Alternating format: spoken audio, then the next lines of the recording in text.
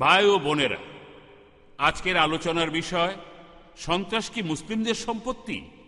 এখন বলবেন ডক্টর জাকির নায়েক।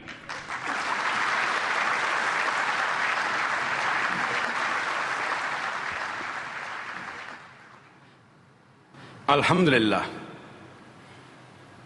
ওয়াসসালাতু ওয়াসসালাম আলা রাসূলিল্লাহ ওয়া আলা আলিহি ওয়া সাহবিহি আজমাইন, আম্মা বাদ। আউযু বিল্লাহি মিনাশ শাইতানির রাজীম, বিসমিল্লাহির রহমানির রহিম। ওয়াকুল জাল হক ওয়া যাকিল বাতিল, ইন্নাল বাতিলা কানা যাহুকা। রব্বি ইশরাহ লি সাদরি ওয়া ইয়াসসির লি আমরি ওয়াহলুল উকদাতাম মিন লিসানি ইয়াফকাহু কাওলি। শ্রদ্ধেয় জাস্টিস হযরত সুরেশ, আমার শ্রদ্ধেয় গুরুজনেরা এবং আমার প্রিয় ভাই ও বোনেরা, আপনাদের সবাইকে স্বাগত জানাচ্ছি ইসলামী সম্ভাষণে। আসসালামু আলাইকুম ওয়া রাহমাতুল্লাহি ওয়া বারাকাতুহু। আপনাদের সবার উপরে দয়া, শান্তি আর আশীর্বাদ বর্ষিত হোক সর্বশক্তিমান আল্লাহ সুবহানাহু ওয়া তাআলার। আজকে আমাদের আলোচনার বিষয়বস্তু হল বিশ্বে সন্ত্রাস কি মুসলমানদের সম্পত্তি। প্রথমে আসুন বোঝার চেষ্টা করি সন্ত্রাস এই শব্দটার আবিধানিক অর্থ কি। সন্ত্রাস শব্দটাকে কোনো সংজ্ঞা দেয়া খুবই কঠিন। এই শব্দটার অনেকগুলো সংজ্ঞা আপনারা পাবেন, আর অনেক সংজ্ঞায় পরস্পর বিরোধী। সংজ্ঞা জিনিসটা আসলে বায়বীয়, এটা বিভিন্ন সময়ে বদলায়, আর বদলানোর কারণ ভৌগোলিক অবস্থান এবং ঐতিহাসিক ঘটনা। সন্ত্রাস শব্দটার সংজ্ঞা দেয়া খুবই কঠিন, তবে অক্সফোর্ড ডিকশনারি অনুযায়ী বলা হচ্ছে যে সন্ত্রাস হলো কোনো হিংসাত্মক কাজের মাধ্যমে কোনো রাজনৈতিক লক্ষ্য অর্জন করা বা কোনো সরকারকে কোনো পদক্ষেপ নিতে বাধ্য করা। এই সন্ত্রাস শব্দটা প্রথমবারের মতো ব্যবহার করা হয়েছিল 1790-এর দশকে, সে সময় ফরাসি বিপ্লবে। আর এই 1790-এর দশকে একজন কূটনীতিক, এডমন্ড বার্ক, একজন ব্রিটিশ কূটনীতিক, তিনি এই শব্দটা দিয়ে বুঝিয়েছিলেন সে সময় ফ্রান্সের জ্যাকোবিন সরকারকে। আর 1793 থেকে 94 সাল পর্যন্ত বলা হয়ে থাকে সন্ত্রাসের শাসনকাল, সন্ত্রাসের সময়কাল। আর ম্যাক্সিমিলিয়ান রবস্পিয়ার, তিনি ছিলেন এই সরকারের প্রধান। আর এই সময়ের মধ্যে তিনি হাজার হাজার মানুষকে হত্যা করেছিলেন, তিনি গিলোটিন চড়িয়েছিলেন হাজার হাজার নিরীহ মানুষকে। ইতিহাস এখন আমাদের বলে যে রবস্পিয়ার তখন 5 লক্ষেরও বেশি মানুষকে অ্যারেস্ট করেছিল, আর তার মধ্যে 40,000 মানুষকে হত্যা করা হয়েছিল। 2 লক্ষেরও বেশি মানুষের হয়েছিল নির্বাসন, আরও 2 লক্ষেরও বেশি মানুষ জেলখানার ভেতরে অনাহারে আর অত্যাচারে মারা গেছে। তাহলে এই সন্ত্রাস শব্দটা প্রথম ব্যবহার করা হয়েছিল ফরাসি বিপ্লবের সময় বিপ্লবীদের বোঝানোর জন্য। আজকে আমাদের আন্তর্জাতিক মিডিয়া আছে, আর সেখানে একটা কমন স্টেটমেন্ট সেটা দেয়া হচ্ছে বারবার, বিশেষ করে পশ্চিমা মিডিয়ায়। আর সেই স্টেটমেন্টটা হলো সব মুসলমানই সন্ত্রাসী না, তবে সব সন্ত্রাসী মুসলমান। আর এই স্টেটমেন্টটা এখন ইন্ডিয়াতেও চলে এসেছে, বিশেষ করে 2006 সালে 11 জুলাইয়ের পর বোম্বেতে ট্রেনের ভেতরে সেই বোমা বিস্ফোরণের পর, বিশেষ করে বোম্বেতে। আর এখন আমরা দেখি যে এমনকি ইন্ডিয়াতেও, বিশেষ করে বোম্বেতে, লোকজন একই কথা বলছে বারবার যে সব মুসলমানই সন্ত্রাসী নয়, তবে সব সন্ত্রাসী মুসলমান। আসুন আমরা দেখার চেষ্টা করি যে ইতিহাস আমাদের কি বলে, আর সন্ত্রাসী হামলা নিয়ে পৃথিবীর ইতিহাসে যে রেকর্ডগুলো আছে সেগুলো আমাদের কি বলে। এখন আমরা রেকর্ডগুলো দেখি। 19বিংশ শতাব্দীতে আমরা এমন কোনো সন্ত্রাসী হামলা খুঁজে পাই না যেটা মুসলমানরা করেছে। সময় যেহেতু এখানে কম, তাই আমি 19বিংশ শতাব্দীর সবগুলো হামলার কথা বলতে পারবো না, আমি মাত্র কয়েকটার কথা বলছি। আমরা জানি 1981 সালে রাশিয়ার যার দ্বিতীয় আলেকজান্ডারকে হত্যা করা হয়েছিল সেন্ট পিটার্সবার্গের রাস্তায়। তিনি একটা বুলেট প্রুফ গাড়িতে করে ঘুরছিলেন, তখন এক বোমা বিস্ফোরণে 21 জন নিরীহ পথচারী মারা গেল। তিনি বুলেট প্রুফ গাড়ি থেকে বের হলেন, আরেকটা বোমা ফাটলো, তিনি মারা গেলেন। তাকে কোনো মুসলমান মারেনি, তাকে হত্যা করেছিল ইগনেসি বুলবুস থেকে আসা একজন পোল। সে অমুসলিম ছিল, সে ছিল নৈরাজ্যবাদী। আমরা জানি 1886 সালে শিকাগো শহরে হে মার্কেট স্কোয়ারে শ্রমিকদের মিছিলের মধ্যে একটা বোমা বিস্ফোরিত হয়েছিল, আর 12 জন নিরীহ মানুষ মারা গিয়েছিল। তাদের মধ্যে একজন ছিল ডি জেন নামে পুলিশ, আরো 7 জন আহত পুলিশ পরে হাসপাতালে মারা গিয়েছিল। এই ঘটনার জন্য যারা দায়ী তারা মুসলমান ছিল না। 8 জন নৈরাজ্যবাদী, সবাই অমুসলিম ছিল। যদি আমরা বিংশ শতাব্দীর সন্ত্রাসী হামলাগুলো ভালো করে দেখার চেষ্টা করি, আমরা জানি ইতিহাস আমাদের বলে যে 1901 সালের 6 সেপ্টেম্বরে সে সময়ে আমেরিকার প্রেসিডেন্ট উইলিয়াম ম্যাকিনলি তাকে লিওন নামে একজন নৈরাজ্যবাদী হত্যা করেছিল। লিওন তাকে 2 বার গুলি করেছিল, সে অমুসলিম ছিল। আর 1910 সালের 1 অক্টোবরে একটা বোমা বিস্ফোরিত হয়েছিল, আর সেটা হয়েছিল লস অ্যাঞ্জেলেসে টাইম নিউজ পেপার বিল্ডিংয়ে। এখানে 21 জন নিরীহ মানুষ মারা গিয়েছিল। এই বোমা বিস্ফোরণের জন্য যারা দায়ী তারা 2 জন ছিল খ্রিস্টান, তাদের নাম ছিল জেমস আর জোসেফ। তারা ছিল ইউনিয়ন লিডার, তারাও অমুসলিম ছিল। আমরা জানি যে 1914 সালের 28শে জুন সারায়েভোতে অস্ট্রিয়ার আর্কডিউক ফ্রাঞ্জ এবং তার স্ত্রী সোফিয়া একসাথে নিহত হয়েছিলেন। এখান থেকেই শুরু হয় প্রথম বিশ্বযুদ্ধ। আর এই হত্যাকাণ্ডের জন্য যে লোকগুলো দায়ী ছিল তাদের দলের নাম ছিল ইয়াং বসনিয়া, আর তাদের বেশিরভাগই ছিল সার্বিয়ান, তারাও অমুসলিম ছিল। ইতিহাস থেকে আমরা জানতে পারি যে 1925 সালের 16 এপ্রিল হয়েছিল একটা বোমা বিস্ফোরণ। ঘটনা ঘটেছিল বুলগেরিয়ার রাজধানী সোফায়ার সেন্ট ন্যাডিলিয়া চার্চে। এখানে 150 জনেরও বেশি নিরীহ মানুষ মারা গিয়েছিল, আহত হয়েছিল 500 জনেরও বেশি। এটা ছিল বুলগেরিয়ার নিজের মাটিতে তখন পর্যন্ত সবচেয়ে বড় সন্ত্রাসী আক্রমণ। আরেকটা কাজ করেছিল বুলগেরিয়ান কমিউনিস্ট পার্টি, তারাও অমুসলিম ছিল। আমরা জানি ইতিহাস আমাদের বলে যে 1934 সালের 9 অক্টোবর যুগোস্লাভিয়ার রাজা প্রথম আলেকজান্ডার তাকে একজন বন্দুকধারী হত্যা করে যার নাম ছিল ভ্লাদা জার্জিভ। সেও একজন অমুসলিম ছিল। প্রথম যে আমেরিকান প্লেনটা হাইজ্যাক করা হয় সেটা কোনো মুসলমান করেনি, কাজটা করেছিল ওর্টিজ নামে এক অমুসলিম। সে প্লেনটা হাইজ্যাক করে নিয়ে যায় কিউবায়, আর পরে সেখানে রাজনৈতিক আশ্রয় নেয়।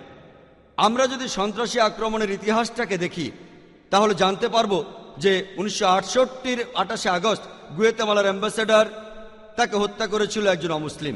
1969 সালে জাপানের অ্যাম্বাসেডারকে ছুরি মেরে হত্যা করেছিল এক জাপানি অমুসলিম। ব্রাজিলের অ্যাম্বাসেডারকে ওই একই বছরে অপহরণ করে একজন অমুসলিম। সেই বিখ্যাত ঘটনা ওকলাহোমা বোম্বিং, সেটা হয়েছিল 1995 সালের 19শে এপ্রিল। সেখানে বোমা ভর্তি একটা ট্রাক ওকলাহোমার ফেডারেল বিল্ডিংয়ে আঘাত করে, মারা যায় 166 জন নিরীহ মানুষ, আহত হয় আরো কয়েকশো। প্রথম দিকে খবরের কাগজে লেখা হয়েছিল মধ্যপ্রাচ্যের ষড়যন্ত্র। দিনের পর দিন, কয়েকদিন পরে জানা গেল যে কাজটা 2 জন ডানপন্থী দলের সমর্থকের, খ্রিস্টান, তাদের নাম তিমোথি আর টেরি। এরাই ওকলাহোমার ফেডারেল বিল্ডিংয়ে বোমা বিস্ফোরণটার জন্য দায়ী। তবে খবরটা যখন আসলো কয়েকদিন কাগজে থাকলো, তারপর হাওয়া। তার আগে দিনের পর দিন মধ্যপ্রাচ্য ষড়যন্ত্র, মধ্যপ্রাচ্য ষড়যন্ত্র। দ্বিতীয় বিশ্বযুদ্ধের পর 1941 সাল থেকে 1948 সাল পর্যন্ত এই 8 বছরের মধ্যে 259টি সন্ত্রাসী আক্রমণ চালিয়েছে শুধুমাত্র ইহুদি সন্ত্রাসীরা। অনেকগুলো দল আছে, ইরগুন, ইস্টার্ন গ্যাং, হ্যাগানা। আর আমরা জানি কিং ডেভিড হোটেলের সেই বিস্ফোরণটার কথা। ঘটনাটা ঘটেছিল 1946 সালের 22শে জুলাই। বিস্ফোরণটা ঘটিয়েছিল ইরগুন, নেতৃত্বে ছিলেন মেনাকেন বেগান। এখানে 91 জন নিরীহ মানুষ মারা গিয়েছিল, তার মধ্যে 28 জন ছিল ব্রিটিশ, 41 জন আরব, 7 জন ইহুদি, এছাড়া আরো ছিল 5 জন। এই ইরগুন গ্রুপ আরবদের মতো পোশাক পরেছিল যাতে লোকজন মনে করে আরবরা এই ঘটনা ঘটিয়েছে। এটার জন্য দায়ী ছিলেন মেনাকেন বেগান। আর এটা ছিল ব্রিটিশ ম্যান্ডেটের বিরুদ্ধে ইতিহাসের সবচেয়ে বড় আক্রমণ। এখানে 91 জন মারা যায়। আর সেই সময়টাতে মেনাকেন বেগান তাকে 1 নম্বর সন্ত্রাসী বলে অভিহিত করেছে খোদ ব্রিটিশ সরকার। পরবর্তীতে কয়েক বছর পরে তিনি হলেন ইসরায়েলের প্রধানমন্ত্রী। আর তার আরো কিছুদিন পরেই তিনি শান্তিতে নোবেল প্রাইজ পেলেন। চিন্তা করেন, যে মানুষটা খুনি, যে মানুষটা খুন করেছে হাজার হাজার নিরীহ মানুষকে, সে প্রধানমন্ত্রী হয় ইসরায়েলের, আর কয়েকদিন পরে নোবেল প্রাইজ পায় শান্তিতে।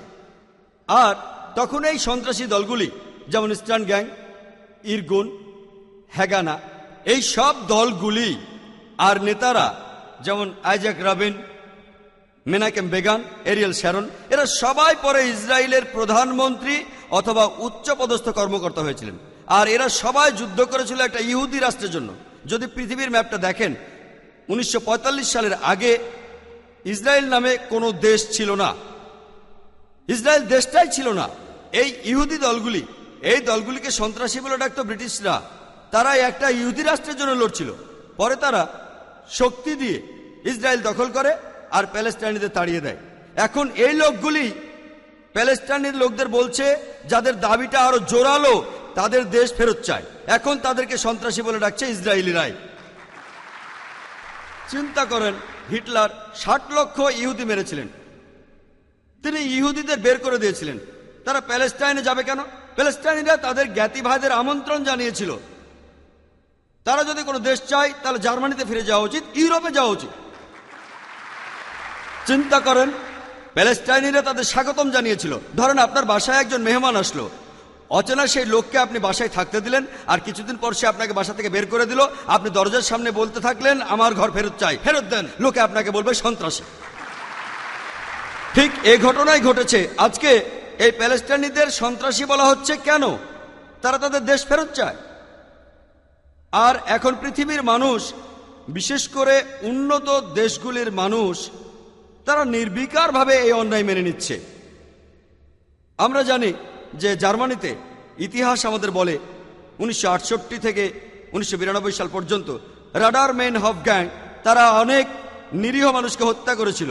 ইটালিতে ইতিহাস থেকে আমরা জানতে পারি রেগ ব্রিগেডের কথা, তারাও অনেক নিরীহ মানুষকে হত্যা করেছে। এমনকি 1978 সালে তারা অপহরণ করে ইটালির প্রধানমন্ত্রী অ্যালডো মোরাকে, আর 55 দিন পর তাকে হত্যা করে। আরো যদি দেখেন, এরকম দল, এরকম সন্ত্রাসী দল এমনকি জাপানেও আছে, দ্য জাপানিজ রেড আর্মি। তারা একটা বৌদ্ধ কাল্ট, ওম সিনরিকিও বৌদ্ধ কাল্ট। আর তারা একবার নার্ভ গ্যাস দিয়ে টোকিও সাবওয়েতে হাজার হাজার মানুষকে মারতে চেয়েছিল, কিন্তু ভাগ্য ভালো তারা খুব একটা সফল হতে পারেনি। সেখানে মারা গিয়েছিল মাত্র 12 জন। তবে 5700 জনেরও বেশি নিরীহ মানুষ এই ঘটনায় নার্ভ গ্যাসের কারণে আহত হয়েছিল। এরা সবাই বৌদ্ধ। ইংল্যান্ডে 100 বছরের বেশি সময় IRA, আইরিশ রিপাবলিকান আর্মি, বিভিন্ন আক্রমণ চালিয়ে যাচ্ছে ইংল্যান্ডের বিরুদ্ধে। এরা সবাই ক্যাথলিক, তবে তাদের ক্যাথলিক সন্ত্রাসী বলা হয় না, তাদের বলা হয় IRA। আর আমরা জানি তারা অনেক সন্ত্রাসী আক্রমণ চালিয়েছে। শুধুমাত্র 1972 সালে 3টা বোমা বিস্ফোরণ, প্রথমটাতে 7 জন মারা গেছে, দ্বিতীয়টা মারা গেছে 11 জন, তৃতীয়টা মারা গেছে 9 জন। 1974 সালে 2টো বিস্ফোরণ ঘটিয়েছে তারা গিলবার্ট বারে। তারা 5 জন নিরীহ মানুষকে হত্যা করেছে, আহত হয়েছে 44 জন।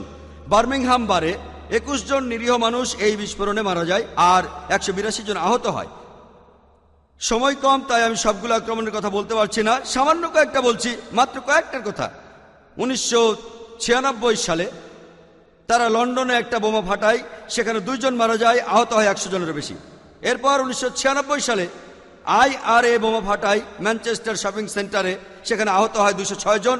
1998 সালে ব্যামব্রিজ বোমা বিস্ফোরণ, সেখানে 500 পাউন্ড ওজনের একটা বোমা ছিল একটা গাড়িতে, সেখানে 35 জন নিরীহ মানুষ আহত হয়েছিল। সেই একই বছরে ইতিহাস থেকে আমরা জানতে পারি ওম্যাগ বোমা বিস্ফোরণের কথা। 500 পাউন্ড ওজনের একটা বোমা ছিল একটা গাড়িতে, আর 29 জন নিরীহ মানুষ মারা গিয়েছিল, আহত হয়েছিল 330 জন। আর এই রেকর্ডগুলো লিখেছে অমুসলিমরাই, এগুলো কোনো মুসলমান লেখেনি। সব রেকর্ডই অমুসলিম সোর্স থেকে, অ্যামনেস্টি, বিবিসি। ইন্টারনেটে গিয়ে আপনিও চেক করে দেখতে পারেন। তবে প্রায় দেখা যায় যখন সংখ্যাটা বেশি তখন কিছুটা হেরফের হয়। যেমন আজকে জানলাম কতজন মারা গেছে, 296 জন, আরেকটা 94 জন, আরেকটা 93 জন, তাই আমি বললাম 290 জনেরও বেশি। যদি সংখ্যাটা অনেক বেশি হয় তখন কিছুটা কম বেশি বলা হয়, সংখ্যাটা কম হলে এটা হয় না। এই সব কিছু অমুসলিমদের লেখা। 2001 সালে IRA বোমা ফাটালো বিবিসিতে, কিন্তু IRA কে কখনোই ক্যাথলিক সন্ত্রাসী বলে ডাকা হয় না। আজকে ইংল্যান্ডের সরকার খুব বেশি ভয় পাচ্ছে মুসলমান সন্ত্রাসীদের। আমি ঠিক জানি না এ পর্যন্ত ব্রিটিশ সরকারের ইতিহাসে কতগুলো বিস্ফোরণের ব্যাপারে তারা নিশ্চিত যে মুসলমানরা এগুলো করেছে। আমরা ইতিহাস থেকে জানতে পারি যে স্পেন আর ফ্রান্সে সন্ত্রাসী সংগঠনের নাম ইটিএ, তারা এ পর্যন্ত 36টি আক্রমণ চালিয়েছে। আর আফ্রিকার অনেকগুলি সন্ত্রাসী সংগঠন আছে, তার মধ্যে একটা প্রধান দল, সবচেয়ে কুখ্যাত দলগুলির একটা, সেটা হলো দ্য লর্ড স্যালভেশন আর্মি। এটা একটা খ্রিস্টান সন্ত্রাসী দল। তারা বাচ্চাদের সন্ত্রাসী আক্রমণের জন্য প্রশিক্ষণ দিয়ে থাকে। আর শ্রীলঙ্কায় আপনারা LTTEর কথা শুনেছেন, তামিল টাইগার্স। তারা এখন পৃথিবীর সবচেয়ে কুখ্যাত, সবচেয়ে হিংস্র সন্ত্রাসী সংগঠনগুলির মধ্যে একটি। তাদের সদস্যরা আত্মঘাতী বোমার ব্যাপারে এক্সপার্ট। আর তারা এমনকি বাচ্চাদেরও এ কাজে লাগায়, প্রশিক্ষণ দেয়। আর বাচ্চাদের দিয়েও তারা আত্মঘাতী হামলা ঘটায়। সাধারণভাবে আমরা প্যালেস্টাইনে আত্মঘাতী হামলাকারী বা ইরাকে আত্মঘাতী হামলাকারীর কথা শুনি, তবে ইতিহাস আমাদের বলে যারা এই আত্মঘাতী হামলা জনপ্রিয় করেছে তারা হলো LTTE, তামিল টাইগার্স। এরা কারা? এরা হিন্দু। কিন্তু ইন্ডিয়ান রিপোর্টাররা তাদের হিন্দু সন্ত্রাসী বলে না, বলে LTTE। এবার আমরা ইন্ডিয়ায় আসি। প্রায় দেখা যায় বেশিরভাগ সন্ত্রাসী আক্রমণের ক্ষেত্রে, বেশিরভাগ ক্ষেত্রেই বলা হয় কাশ্মীরি বিদ্রোহীদের কথা। সেটা ঠিক না ভুল তা নিয়ে পরে আলোচনা করা যাবে। কিন্তু এর মধ্যে কতবার আমরা শুনতে পাই জাস্টিস হসবেট সুরেশ, তিনি বললেন ইন্ডিয়াতে অনেকগুলো ঘটনা ঘটে যাওয়ার কথা। আমি ঠিক জানি না এই আক্রমণের মধ্যে কতগুলোর কথা আপনারা খবরের কাগজে পড়েছেন, কতগুলো।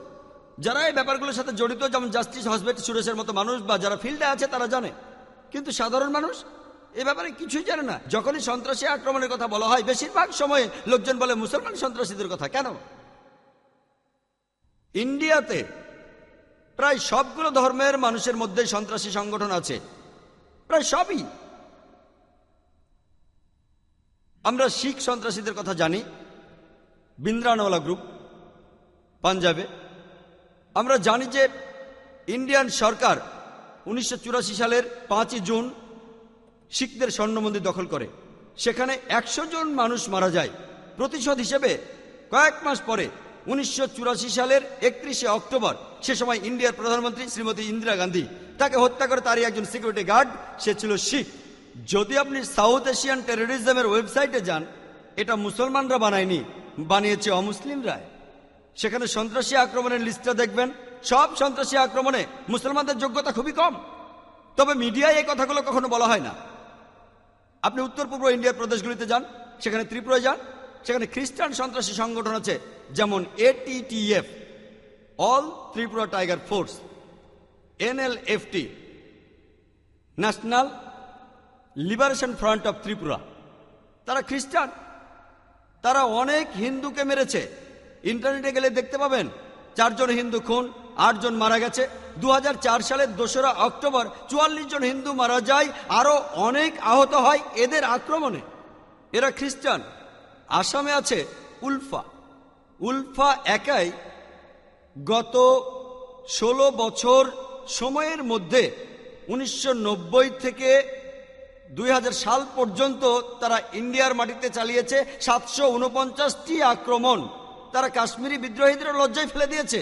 749টি নিশ্চিত সন্ত্রাসী আক্রমণ। তবে খবরের কাগজে আমরা শুধু কাশ্মীরিদের আক্রমণ সম্পর্কে জানতে পারি। আর মনে আছে কয়েক বছর আগে আলহামদুলিল্লাহ আমাকে প্রায় বলা হয় ইন্ডিয়া সহ পৃথিবীর বিভিন্ন জায়গায় কথা বলার জন্য। কাশ্মীর থেকে আমাকে অনেকবার বলা হয়েছে, তবে যাব কি যাব না এই দ্বিধাদ্বন্দ্ব ছিল। অবশেষে 2003 সালের সেপ্টেম্বরে ঠিক করলাম কাশ্মীরে যাব। সেখানে শ্রীনগরে একটা বক্তৃতা দিলাম।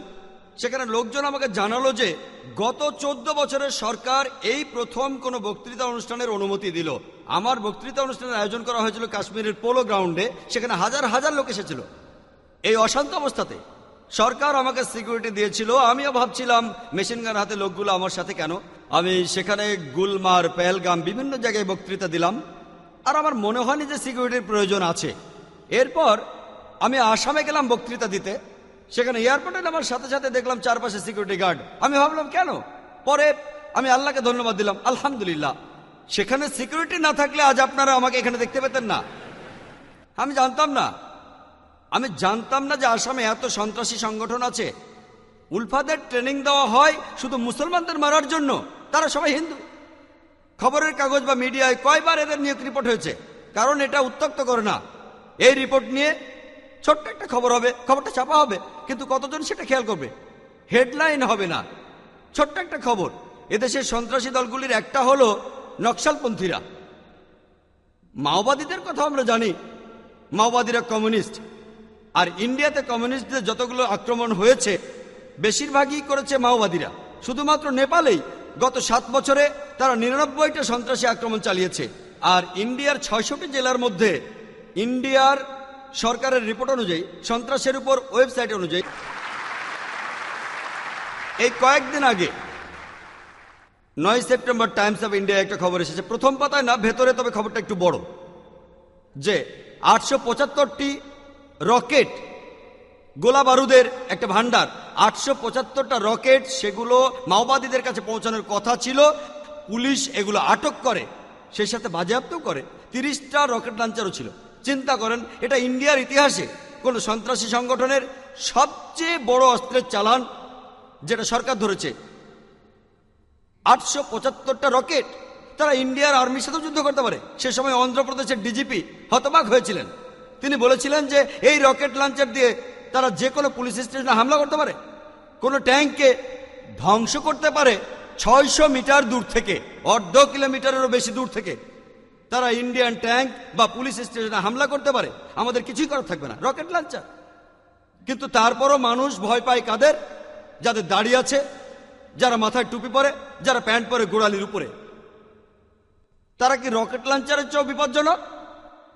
কেন কেন এভাবে টার্গেট করা হচ্ছে? বিশেষ করে মুসলমানদের। মিডিয়াকে নিয়ন্ত্রণ করে পলিটিশিয়ানরা। যদি আমরা ভালো করে দেখি, নিশ্চিতভাবে বলা যায় কোনো দ্বিধা ছাড়াই যে সন্ত্রাস শুধুমাত্র মুসলমানদের সম্পত্তি নয়। শুধু সেটাই নয়, এই সন্ত্রাসের ব্যাপারে মুসলমানদের তেমন কোনো কৃতিত্বই নেই। ইসলামেও এটার অনুমোদন দেওয়া হয়নি। ইসলামে এটা নিষেধ করা আছে। আমি বিভিন্ন ধর্মের একজন ছাত্র হিসেবে কথা বলতে পারবো না যে সব ধর্মই বলে আপনি নিরীহ মানুষকে হত্যা করবেন না, তবে এটা নিশ্চিতভাবে বলতে পারে যে বেশিরভাগ ধর্মই, এই ধর্মগুলির বেশিরভাগই, ধর্মগ্রন্থগুলো পড়লে জানতে পারবেন যে নিরীহ কোনো মানুষকে হত্যা করা উচিত না। আর এই সবগুলো ধর্মের লিডার হলো ইসলাম। ইসলাম বলছে, পবিত্র কোরআনের সূরা আল মাইদার 32 নম্বর আয়াতে আছে, শুরুতেই কোরআনের যে তেলাওয়াত আপনারা শুনেছিলেন, বলা হয়েছে যে যদি কোনো মানুষ, হোক সে মুসলিম বা অমুসলিম, অন্য কোনো মানুষকে হত্যা করে, হোক সে মুসলিম বা অমুসলিম, তাহলে সে যেন পুরো পৃথিবীর মানুষকে হত্যা করলো। আমি অনেক ধর্মগ্রন্থের কথা জানি যেখানে বলা হয়েছে যে নিরীহ মানুষকে হত্যা করা উচিত না। তবে কোরআন শুধু একথাই বলছে না, কোরআন বলছে যদি কেউ অন্য কোনো মানুষকে হত্যা করে, আর সেটা যদি হত্যাকাণ্ডের অপরাধ বা দুর্নীতির অপরাধ অথবা দেশের বিশৃঙ্খলা তৈরির অপরাধ না হয়, তাহলে সে যেন পুরো মানব জাতিটাকে হত্যা করলো। কোরআন এখানে আরো এক ধাপ এগিয়ে বলছে, যদি কেউ অন্য কোনো মানুষকে হত্যা করে তাহলে সে যেন পুরো মানব জাতিটাকে হত্যা করলো। আমি এমন কোনো ধর্মগ্রন্থের কথা জানি না যেটা বলছে যদি আপনি কোনো নিরীহ মানুষকে হত্যা করেন তাহলে আপনি যেন পুরো মানব জাতিকে হত্যা করলেন। আর এরপরও কোরআন বলছে যে যদি আপনি কারো জীবন বাঁচান, কোনো মানুষের জীবন, তাহলে আপনি যেন পুরো মানব জাতিকে বাঁচালেন। ইসলাম শব্দটা এসেছে আরবি শব্দ সালাম থেকে, যার অর্থ শান্তি। এই শব্দটা এসেছে আরবি সিলম থেকে, যার অর্থ আল্লাহর কাছে নিজের ইচ্ছাকে সমর্পণ করা। এক কথায় ইসলাম শব্দটার অর্থ আল্লাহর কাছে নিজের ইচ্ছাকে সমর্পণ করে শান্তি অর্জন করা। ইসলাম সব ধরনের সন্ত্রাসী কার্যকলাপের নিন্দা করে, নিরীহ মানুষ হত্যা করাকে ইসলাম নিন্দা করে। যাই হোক না কেন, হোক সেটা 9/11, সেই টুইন টাওয়ার অ্যাটাক, অথবা সে 7ই জুলাইয়ের ইংল্যান্ডে 50 জনের বেশি মানুষ মারা গেছে, নিউ ইয়র্ক টাওয়ারে 3000-এর বেশি মানুষ মারা গেছে, লন্ডনের বোম ব্লাস্টে 50 জনের বেশি মারা গেছে, অথবা 93 সালের সিরিয়াল বোম ব্লাস্ট বোম্বেতে, সেখানে 250 জনের বেশি মারা গেছে। যে বোমাগুলো রিসেন্টলি ফেটেছে 2006-এর 11 জুলাই, সেখানে 200-রও বেশি মানুষ মারা গেছে। এগুলো সব নিন্দনীয়, সবই নিষিদ্ধ। নিরীহ মানুষকে হত্যা করার পক্ষে কোনো যুক্তি পাওয়া যাবে না।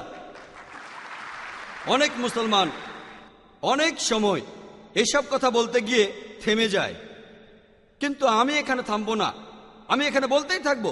আমি অবশ্যই নিন্দা করব আফগানিস্তানে যে হাজার হাজার আফগানি মারা গেল, ইরাকে যে হাজার হাজার নিরীহ মানুষ মারা গেল, গুজরাটে যে হাজার হাজার মানুষ মারা গেল, যেসব মানুষ মারা গেল প্যালেস্টাইনে, যেসব মানুষ মারা গেল লেবাননে। এখানে আমরা থামতে পারি না। আপনি কাকে ভয় পাচ্ছেন? সব ধরনের সন্ত্রাস যেখানে নিরীহ মানুষ মারা যায় সেগুলোর নিন্দা করা উচিত, সেটা মুসলমান করুক বা অমুসলিম করুক। আমাদের কাছে প্রমাণ নেই যে 9/11 অথবা 7ই জুলাই অথবা বোম্বে ট্রেনের সিরিয়াল বোম ব্লাস্ট এগুলো মুসলমানরা করেছে। এটা শুধুমাত্র একটা অনুমান। তবে যাই হোক, সত্য সেখানে যাই হোক, সেটা মুসলমান করুক বা অমুসলিম করুক, এর নিন্দা করা উচিত। এসবই নিষিদ্ধ। আমরা জানি যে বেশিরভাগ ধর্মই এই কথা বলে না যে আপনি নিরীহ মানুষকে হত্যা করেন। Terrorism is not the monopoly of any religion. It is not. সন্ত্রাস কোনো ধর্মেরই একচেটিয়া সম্পত্তি না, কখনোই না। তবে যদি ভালো করে দেখি, অনেক সন্ত্রাসী আছে যারা দাবি করে যে তারা কোনো ধর্মের অনুসারী। যদি ভালোভাবে দেখি, সব ধর্মে এরকম সন্ত্রাসী আছে। খ্রিস্টান সন্ত্রাসী আছে, ক্যাথলিক সন্ত্রাসী আছে, ইহুদি সন্ত্রাসী আছে, হিন্দু সন্ত্রাসী আছে, মুসলমান সন্ত্রাসী আছে, বৌদ্ধ সন্ত্রাসী আছে, শিখ সন্ত্রাসী আছে। সন্ত্রাসীরা বিভিন্ন ধর্মের অনুসারী। তবে বেশিরভাগ ধর্মই নিরীহ মানুষ হত্যা করাকে সবসময় নিন্দা করে। যদি আমরা জরিপ করে দেখি, যদিও আমরা জানি যে কোনো ধর্মই নিরীহ মানুষ হত্যা করতে বলে না, আর যদি আমরা জরিপ করে বের করার চেষ্টা করি যে কোন লোকগুলি সবচেয়ে বেশি মানুষ হত্যা করেছে, তারা কোন ধর্মের অনুসারী, 1 নম্বর পৃথিবীর যে লোকটা সবচেয়ে বেশি নিরীহ মানুষ হত্যা করেছে তার নাম কি? লোকটা কে? হিটলার। হিটলার গ্যাস চেম্বারে 60 লক্ষ ইহুদিকে মেরেছে। আর পরোক্ষভাবে দ্বিতীয় বিশ্বযুদ্ধে কত মানুষ মারা গেছে সেটা যদি শোনেন, 6 কোটি মানুষ। 1 নম্বর, সে কে মুসলমান ছিল? সে ছিল খ্রিস্টান। জোসেফ স্ট্যালিন, তার আরেক নাম আঙ্কেল জো। ধারণা করা হয় স্ট্যালিন 2 কোটি মানুষকে মেরেছিল। স্ট্যালিনের নির্দেশে 1,45,00,000 মানুষ না খেয়ে মারা গেছে। এবার চীনের দিকে দেখি, মাও সেতুং। চীনে 1.5 থেকে 2 কোটি মানুষকে হত্যা করেছে মাও সেতুং। সেও ছিল অমুসলিম, সে মুসলমান ছিল না। ইতিহাস আমাদের বলে মুসলিনি শুধুমাত্র ইটালিতেই হত্যা করেছিল 4 লক্ষ মানুষকে, নিরীহ সব মানুষকে। যে লোকটার নামে ফরাসি বিপ্লবের নামকরণ করা হয়েছে, ম্যাক্সমিলিয়ান রবসপিয়ার, তার নির্দেশে 2 লক্ষেরও বেশি মানুষ অনাহারে আর অত্যাচারে মারা গেছে। হত্যা করা হয়েছে 40,000-এরও বেশি মানুষকে। অশোক, আপনারা জানেন, শুধুমাত্র কলিঙ্গের যুদ্ধেই হত্যা করা হয়েছিল 1 লক্ষেরও বেশি মানুষকে। 1 লক্ষেরও বেশি মানুষ। সে কি মুসলমান ছিল? সে তো হিন্দু ছিল। আমাদের ধর্মেও বেশ কিছু কুলাঙ্গার আছে। ইতিহাস সাদ্দাম হোসেনের কথা বলে, কয়েক লক্ষ মানুষকে সে হত্যা করেছিল। ইন্দোনেশিয়ায় মোহাম্মদ সুহার্তো, এই লোকটাও প্রায় 5 লক্ষ মানুষ হত্যা করেছে। তবে হিটলারের তুলনায় এটা কিছুই না, আঙ্কেল জোর তুলনায় কিছুই না, জোসেফ স্ট্যালিন, মাও সেতুংয়ের তুলনায় কিছুই না, গণচীনের। এদের প্রত্যেকের কাছেই মুসলমানদের সবগুলো হত্যাকাণ্ড একটা শিশু। আমি কথা বলছি না যে এই লোকগুলো তাদের ধর্ম ঠিকভাবে মেনে চলতো, তারা কেউ ধার্মিক ছিল না, তাহলে তারা কখনোই এভাবে মানুষ হত্যা করতে পারতো না। কিন্তু তারপরও আমরা আন্তর্জাতিক মিডিয়ায় দেখি, আমরা দেখি যে মুসলমানদের টার্গেট করা হচ্ছে। মুসলমানদের বলা হচ্ছে মৌলবাদী, তারা চরমপন্থী, বলা হচ্ছে সন্ত্রাসী। এই মৌলবাদী শব্দটার অর্থ আসলে, মৌলবাদী শব্দটার অর্থ হলো যে কোনো মানুষ একটা নির্দিষ্ট বিষয়ের মূলনীতি অনুসরণ করে। উদাহরণস্বরূপ, যদি কেউ ভালো বিজ্ঞানী হতে চায়, তাকে বিজ্ঞানের মূল নীতিগুলো জানতে হবে আর অনুসরণ করতে হবে। যদি সে বিজ্ঞানের বিভিন্ন বিষয়ে মৌলবাদী না হয়, সে ভালো বিজ্ঞানী হতে পারবে না। যদি কেউ ভালো গণিতজ্ঞ হতে চায়, তাকে সেক্ষেত্রে গণিতের মূলনীতি ভালোভাবে অনুসরণ করতে হবে। যদি সে গণিতের বিভিন্ন বিষয়ে মৌলবাদী না হয়, সে ভালো গণিতজ্ঞ হতে পারবে না। আপনি ঢালাওভাবে বলতে পারবেন না যে মৌলবাদীরা সবাই ভালো অথবা সবাই খারাপ। একটা মানুষ কোন ক্ষেত্রে মৌলবাদী সেটা দেখে তারপর বলা উচিত।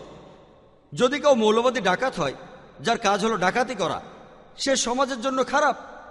আর অন্যদিকে যদি কেউ মৌলবাদী ডাক্তার হয়, সে 1000টা মানুষের জীবন বাঁচায়, সে সমাজের জন্য ভালো। তাহলে একটা মানুষ যে ক্ষেত্রে মৌলবাদী সেটা দেখে তারপরে আপনি ভালো খারাপ বলতে পারেন। আমি এখানে আমার কথা বলতে পারি, আমি একজন মৌলবাদী মুসলমান, আর আমি মৌলবাদী মুসলমান হওয়ার জন্য গর্বিত।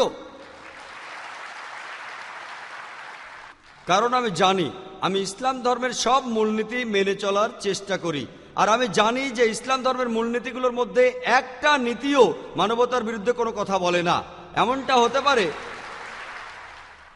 হতে পারে যে ইসলাম ধর্মের কিছু মূলনীতি অমুসলিমদের কাছে মনে হতে পারে মানবতার বিরুদ্ধে, তবে আপনি যদি ইসলামের সেই মূলনীতিগুলোর ব্যাখ্যা দেন, বুঝিয়ে বলেন, তাহলে একটা নিরপেক্ষ মানুষও পাবেন না যে বলতে পারে যে ইসলামের মূল নীতিগুলো মানবতার বিরুদ্ধে কথা বলে। এই মৌলবাদী শব্দটা অক্সফোর্ড ডিকশনারিতে পাবেন। এই শব্দটা প্রথম ব্যবহার করা হয়েছিল একদল খ্রিস্টানকে বোঝানোর জন্য। সেটা ছিল বিংশ শতাব্দীর প্রথম দিকে আমেরিকায় যারা চার্চের বিরুদ্ধে প্রোটেস্ট করেছিল, তাদের বলা হয় প্রোটেস্ট্যান্ট খ্রিস্টান।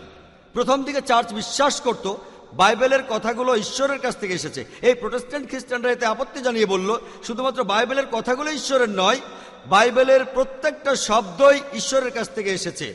যদি কেউ প্রমাণ করতে পারে যে বাইবেলের প্রত্যেকটা শব্দ ঈশ্বরের কাছ থেকে এসেছে, এই আন্দোলনটা ভালো আন্দোলন।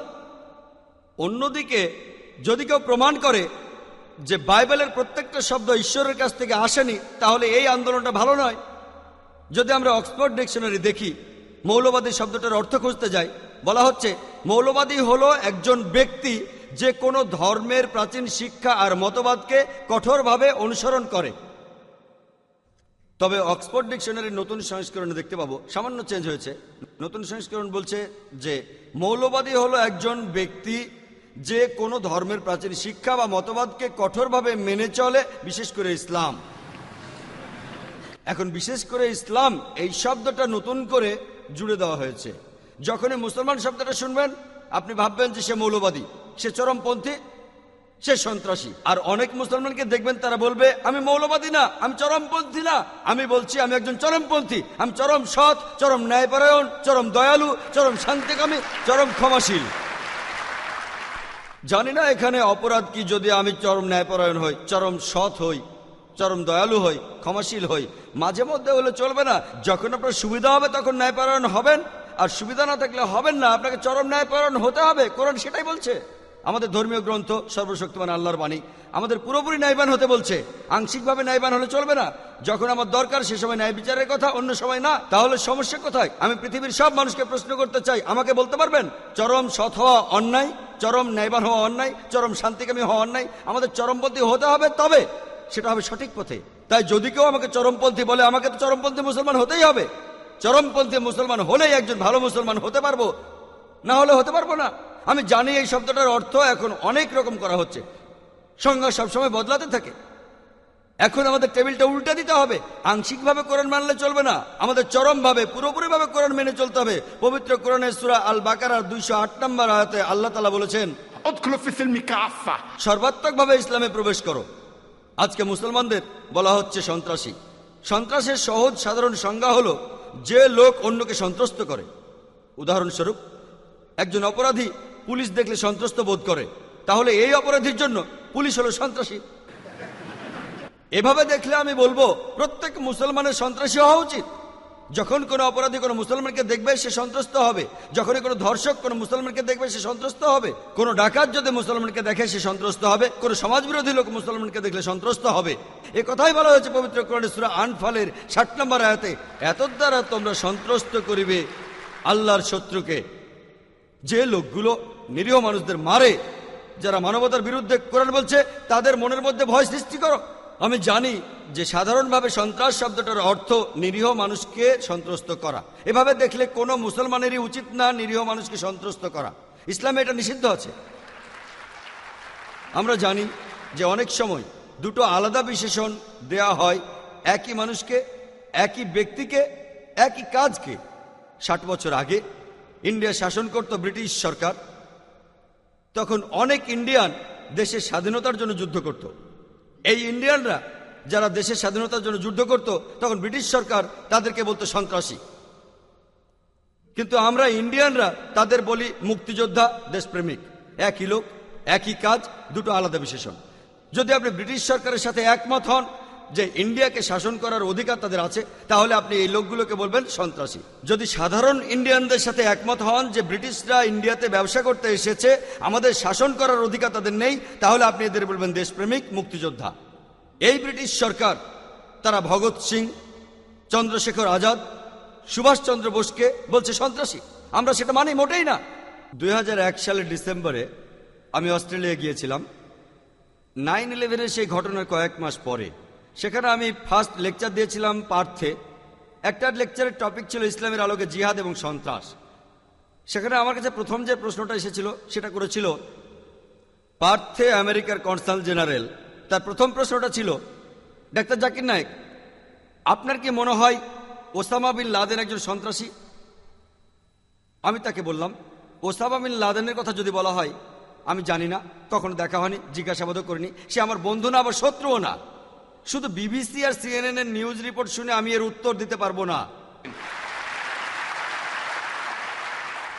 যদি বিবিসি আর সিএনএন শুনে এর উত্তর দিতে চান, তাহলে আপনাকে বলতেই হবে সে একজন সন্ত্রাসী। কিন্তু পবিত্র কোরআনে সূরা হুজুরাতে 6 নম্বর আয়াতে উল্লেখ আছে, যদি তোমার কাছে কোনো বার্তা আসে সেটা পরীক্ষা করে তারপর অন্য কাউকে বলো। আর সেজন্য ওসামা বিন লাদেনের কথা যদি বলতে হয়, আমি এটা বলতে পারবো না সে আসলে একজন সন্ত্রাসী কিনা, সে আমার বন্ধু না, শত্রু না, জিজ্ঞাসাবাদও করিনি। কিন্তু এই কথা ভালোভাবে বলতে পারি, আমাদের কাছে নিশ্চিত প্রমাণ আছে। ভালোভাবে তারা মিডিয়াকে কন্ট্রোল করে সেই বিবিসি সিএনএন থেকেই। আমরা জানি যে আফগানিস্তানে হাজার হাজার নিরীহ আফগানকে হত্যা করা হয়েছে, ইরাকে হাজার হাজার নিরীহ ইরাকিকে হত্যা করা হয়েছে। ধরুন আমি মেনে নিলাম 9/11-এ তারা বলে যে এটা ওসামা বিন লাদেনই করেছে, প্রমাণ নেই, শুধু অনুমান। চিন্তা করেন, ইসলামের উপর তারা এত অত্যাচার চালিয়েছে, তারা যদি মুসলমান হয় তাহলে কি হবে? আমি একজন দায়ী, এ কাজে আমি করে আসছি। ইসলামের ভালো জিনিসটা তাকে বোঝাতে পারবো কেন? লোকে আমাকে বলে, ভাই জাকির, আপনি পৃথিবীর বিভিন্ন জায়গায় যান, আপনার কি সমস্যা হয় না? আলহামদুলিল্লাহ, সুম্মা আলহামদুলিল্লাহ, আল্লাহর দয়া। আমি জানি আমার কলিগরা বিভিন্ন জায়গায় ঘুরে বেড়ান আর তারা সমস্যায় পড়েছেন, আর আমার চেহারা, মুখে দাড়ি, মাথায় টুপি, গায়ে কোট, যদিও জোকারের মতো দেখায়, এটা হলো সফট টার্গেট। তবে খোদার দয়া, আল্লাহর দয়ায় আলহামদুলিল্লাহ আমি কখনো সমস্যায় পড়িনি। তবে অনেক সময় কাটিয়েছি এই ইমিগ্রেশন অফিসার আর পুলিশ অফিসারদের সাথে। একবার আমি ছিলাম নিউ ইয়র্কে 9/11-এর 2 দিন আগে, আমি সেখান থেকে চলে গিয়েছিলাম, সেজন্য বেঁচে গিয়েছিলাম। আলহামদুলিল্লাহ, সুম্মা আলহামদুলিল্লাহ, বেঁচে গিয়েছিলাম। যদি ওখানে থাকতাম আমাকে হয়তো তারা আটক করত, সম্ভবত। তারপর গেলাম লন্ডনে, তারপরই আর শেষ যেবার আমেরিকায় গেলাম, যদিও আমাকে অনেকবার বলা হয়েছিল কিন্তু খুব ব্যস্ত ছিলাম, অবশেষে গেলাম 2003 সালে। আমি একটা অ্যাওয়ার্ড নিতে লস অ্যাঞ্জেলেসে গিয়েছিলাম। আমি আগে থেকে জানতাম আমাকে জেরা করা হবে ইমিগ্রেশনে আমার পোশাকের জন্য। আমি মেন্টালি প্রিপেয়ার্ড ছিলাম। তারা বললো, কেন এসেছে? বললাম, অ্যাওয়ার্ড নিতে। কিসের জন্য অ্যাওয়ার্ড? তুমি কোনো চ্যারিটেবল অর্গানাইজেশনে কাজ করো, কি অ্যাওয়ার্ড পাবে তুমি? বললাম, মানুষকে সেবা করার। যীশু খ্রিস্ট বলেছেন, সত্য কথা বলো আর সত্যই তোমাকে মুক্তি দেবে। আমিও সত্য কথা বলি, এজন্য আমি অ্যাওয়ার্ড পাচ্ছি। আর তারপর আমরা অনেক কথাবার্তা বললাম। এরপর আমি কাস্টমসে গেলাম আর ইচ্ছে করেই বললাম, আমি একটা ইসলামিক কনফারেন্সে এসেছি। ইসলামিক কনফারেন্স চেক করো। তারা আমার ব্যাগ খুললো। প্রথমে আমার ভিডিও ক্যাসেটটা দেখলো, সন্ত্রাস এবং জিহাদ, আর ক্যাসেটের কভারে একটা পিস্তল। তখন কাস্টম অফিসার বলল, তুমি কি জিহাদে বিশ্বাস করো? আমি বললাম, হ্যাঁ বিশ্বাস করি। এমনকি যিশু আর জিহাদে বিশ্বাস করতেন, চেষ্টা করার, সংগ্রাম করায়। না না না, তুমি কি যুদ্ধে বিশ্বাস করো? আমি বললাম, তোমাদের বাইবেল পড়ো। যদি বাইবেল পড়ো দেখবে বাইবেলেও যুদ্ধের কথা বলছে। বুক অব নাম্বারসে পাবেন 31 অধ্যায়ের 1 থেকে 19 অনুচ্ছেদে, বুক অব এক্সোডাসের 22 অধ্যায়ের 18 থেকে 20 অনুচ্ছেদে, বুক অব এক্সোডাসের 32 অধ্যায়ের 27 এবং 28 অনুচ্ছেদে। আর যীশু খ্রিস্ট তার নিজের মুখেই বলেছেন, এটা আছে লুকের গসপেলে 22 নম্বর অধ্যায়ের 36 নম্বর অনুচ্ছেদে, তলোয়ার হাতে নাও এবং যুদ্ধে যাও। আর তখনই কাস্টম অফিসার যারা ছিল 8-10 জন সেখানে জড়ো হয়ে গেল আর আমাকে জিজ্ঞেস করতে লাগলো, স্যার আপনাকে আরেকটা প্রশ্ন করতে পারি? তখন আমি মোবাইলে আমার লোকদের বললাম যে কোনো চিন্তা করবেন না, আমি একটু আটকে গেছি আর দাওয়া দিচ্ছি। আমি অনেক জায়গায় ভ্রমণ করেছি মাশাআল্লাহ, অস্ট্রেলিয়া, ইংল্যান্ডে, যে বিভিন্ন জায়গায় গিয়েছি। আল্লাহর দয়ায় জিজ্ঞাসাবাদ ছাড়া তেমন কোনো সমস্যায় পড়িনি। আমি জানি আমার অনেক কলিগকে আটক করা হয়েছে। আমি কলিগ বলতে বিভিন্ন বক্তাদের বোঝাচ্ছি, এখানে বোম্বের বক্তাদের বোঝাচ্ছি না, আমি আন্তর্জাতিক বক্তাদের বোঝাচ্ছি যারা বিভিন্ন জায়গায় ঘুরে বেড়ান। তাদের আটক করা হয়েছে, নির্বাসন দেওয়া হয়েছে। আল্লাহর দয়ায় এখন পর্যন্ত আমাকে আটক করা হয়নি, নির্বাসনও দেওয়া হয়। বেশি হলে আধ ঘন্টার একটা দাওয়া। ব্যাপারটা এইভাবে দেখি, যখনই আমি দাওয়ার সুযোগ পাবো আমি সুযোগটা নেব। তবে আমি তখন সেখানে ধর্মগ্রন্থের উদ্ধৃতি দিই, আমি কোরআনের নিয়ম মেনে চলি। আর পবিত্র কোরআনের সূরা আল ইমরানের 64 নম্বর আয়াতে আছে, تعالوا إلى كلمة سواء بين بينكم। এসো সেই কথায় যাহা আমাদের এবং তোমাদের মধ্যে একই। তাহলে আমরা যদি একই কথায় আসি, আমাদের বেশিরভাগ সমস্যাই থাকবে না। Terrorism is not the monopoly of any religion. It is not. আজকের এই আলোচনা অনুষ্ঠানটা আসলে হওয়ার কথা ছিল আরো 1 মাস আগে। আমি সে সময় লন্ডনে ছিলাম, তাই অনুষ্ঠানটা দেরিতে হচ্ছে। আর লন্ডনে যখন আমি পৌঁছালাম আগস্টের 10 তারিখে হিথ্রো এয়ারপোর্টে, তখন আমার স্ত্রীর কাছ থেকে ফোন আসলো, আপনি এখন কোথায়? আমি বললাম কেন? আপনি এখন এয়ারপোর্টে কেন, কি হয়েছে? আমি বললাম কিছুই হয়নি এখানে। আসলে তখন 21 জন মুসলমানকে অ্যারেস্ট করা হয়েছিল, তারা নাকি কোথায় বোমা মারতে যাচ্ছিল। তবে আলহামদুলিল্লাহ আমার সাথে আমার নিজের ক্যামেরা ক্রু ছিল সবাই মুসলমান, তাদের সবারই টুপি দাড়ি। আল্লাহর দয়ায় আমরা ভালোভাবে পার হয়ে গেলাম। আমি সেখানে লেকচার দিলাম বার্মিংহামে, ভালোই সাড়া পেলাম। পরের দিন মাঝে মধ্যে আমরা বাইরে শুটিং করতাম, তাই পরের দিন আমরা একটা ইহুদি কবরস্থানে গেলাম, সেখানে শুটিং করলাম। শুটিং মানে গুলি করা না, রেকর্ডিং করা। আমাদের ভাষায় শুটিং মানে ভিডিও ক্যামেরায় রেকর্ডিং করা। এরকম কিছু শুটিং করছিলাম। আমরা সেই ইহুদি কবরস্থানে ঘন্টাখানেকের মতো সময় থাকলাম। তারপরে আমরা গেলাম ওখানকার একটা চার্চে, সেখানেও আমরা শুটিং করলাম। তারপর খাওয়া দাওয়া করলাম, বিকেলের দিকে হোটেলে ফিরে এলাম। সেখানে এসে জানলাম যে বার্মিংহামের পুলিশ তারা আমাদের খুঁজে বেড়াচ্ছে। সম্ভবত কোনো পথচারী অভিযোগ করেছিল তারা খুঁজে বেড়াচ্ছে 7-8 জন সন্ত্রাসীকে, মাথায় টুপি মুখে দাড়ি। এই লোকগুলো কারা?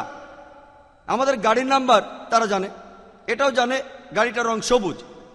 তারা কি করলো? ইন্স্যুরেন্স কোম্পানিতে ফোন করলো আর বের করার চেষ্টা করলো আমরা কোথায় আছি। তারা খুঁজে বের করলো হোটেল, এই হোটেলটা। ভাগ্যক্রমে যখন জিজ্ঞাসাবাদ চলছে সেই সময় এক লোক নাস্তা করছিল, তার সাথে পুলিশের কথা হলো। আর সেই লোকটা ছিল খুবই বিখ্যাত একজন মুসলিম পলিটিশিয়ান। তিনি সেই পুলিশ স্টেশনের যে চিফ, তার সাথে কথা বললেন যে আপনি এই সন্ত্রাসীদের খুঁজে বেড়াচ্ছেন, আপনি কি উল্টাপাল্টা বলছেন? আপনার খেয়াল আছে 2 মাস আগে আপনাকে একটা ডিভিডি দিয়েছিলাম, ডাক্তার জাকির নায়েকের ডিভিডি। চিফ বলল, হ্যাঁ ইনি তো সেই লোক। ও সেই লোক। Problem solve. যে পথচারীরা অভিযোগ করেছিল ভেবেছিল দাড়ি টুপি মানে বিপজ্জনক, দাড়ি টুপি বিপজ্জনক, সাবধানে থাকতে হবে। কিন্তু আবারও আল্লাহর সাহায্য, খোদার সাহায্য, আর আমিও ফিরে এসেছি, না হলে আপনারা আমাকে এখানে দেখতে পেতেন না। আমাদের মুসলমানদের ভয় না পেয়ে সত্যি কথা বলা উচিত, তবে জ্ঞানের সাথে।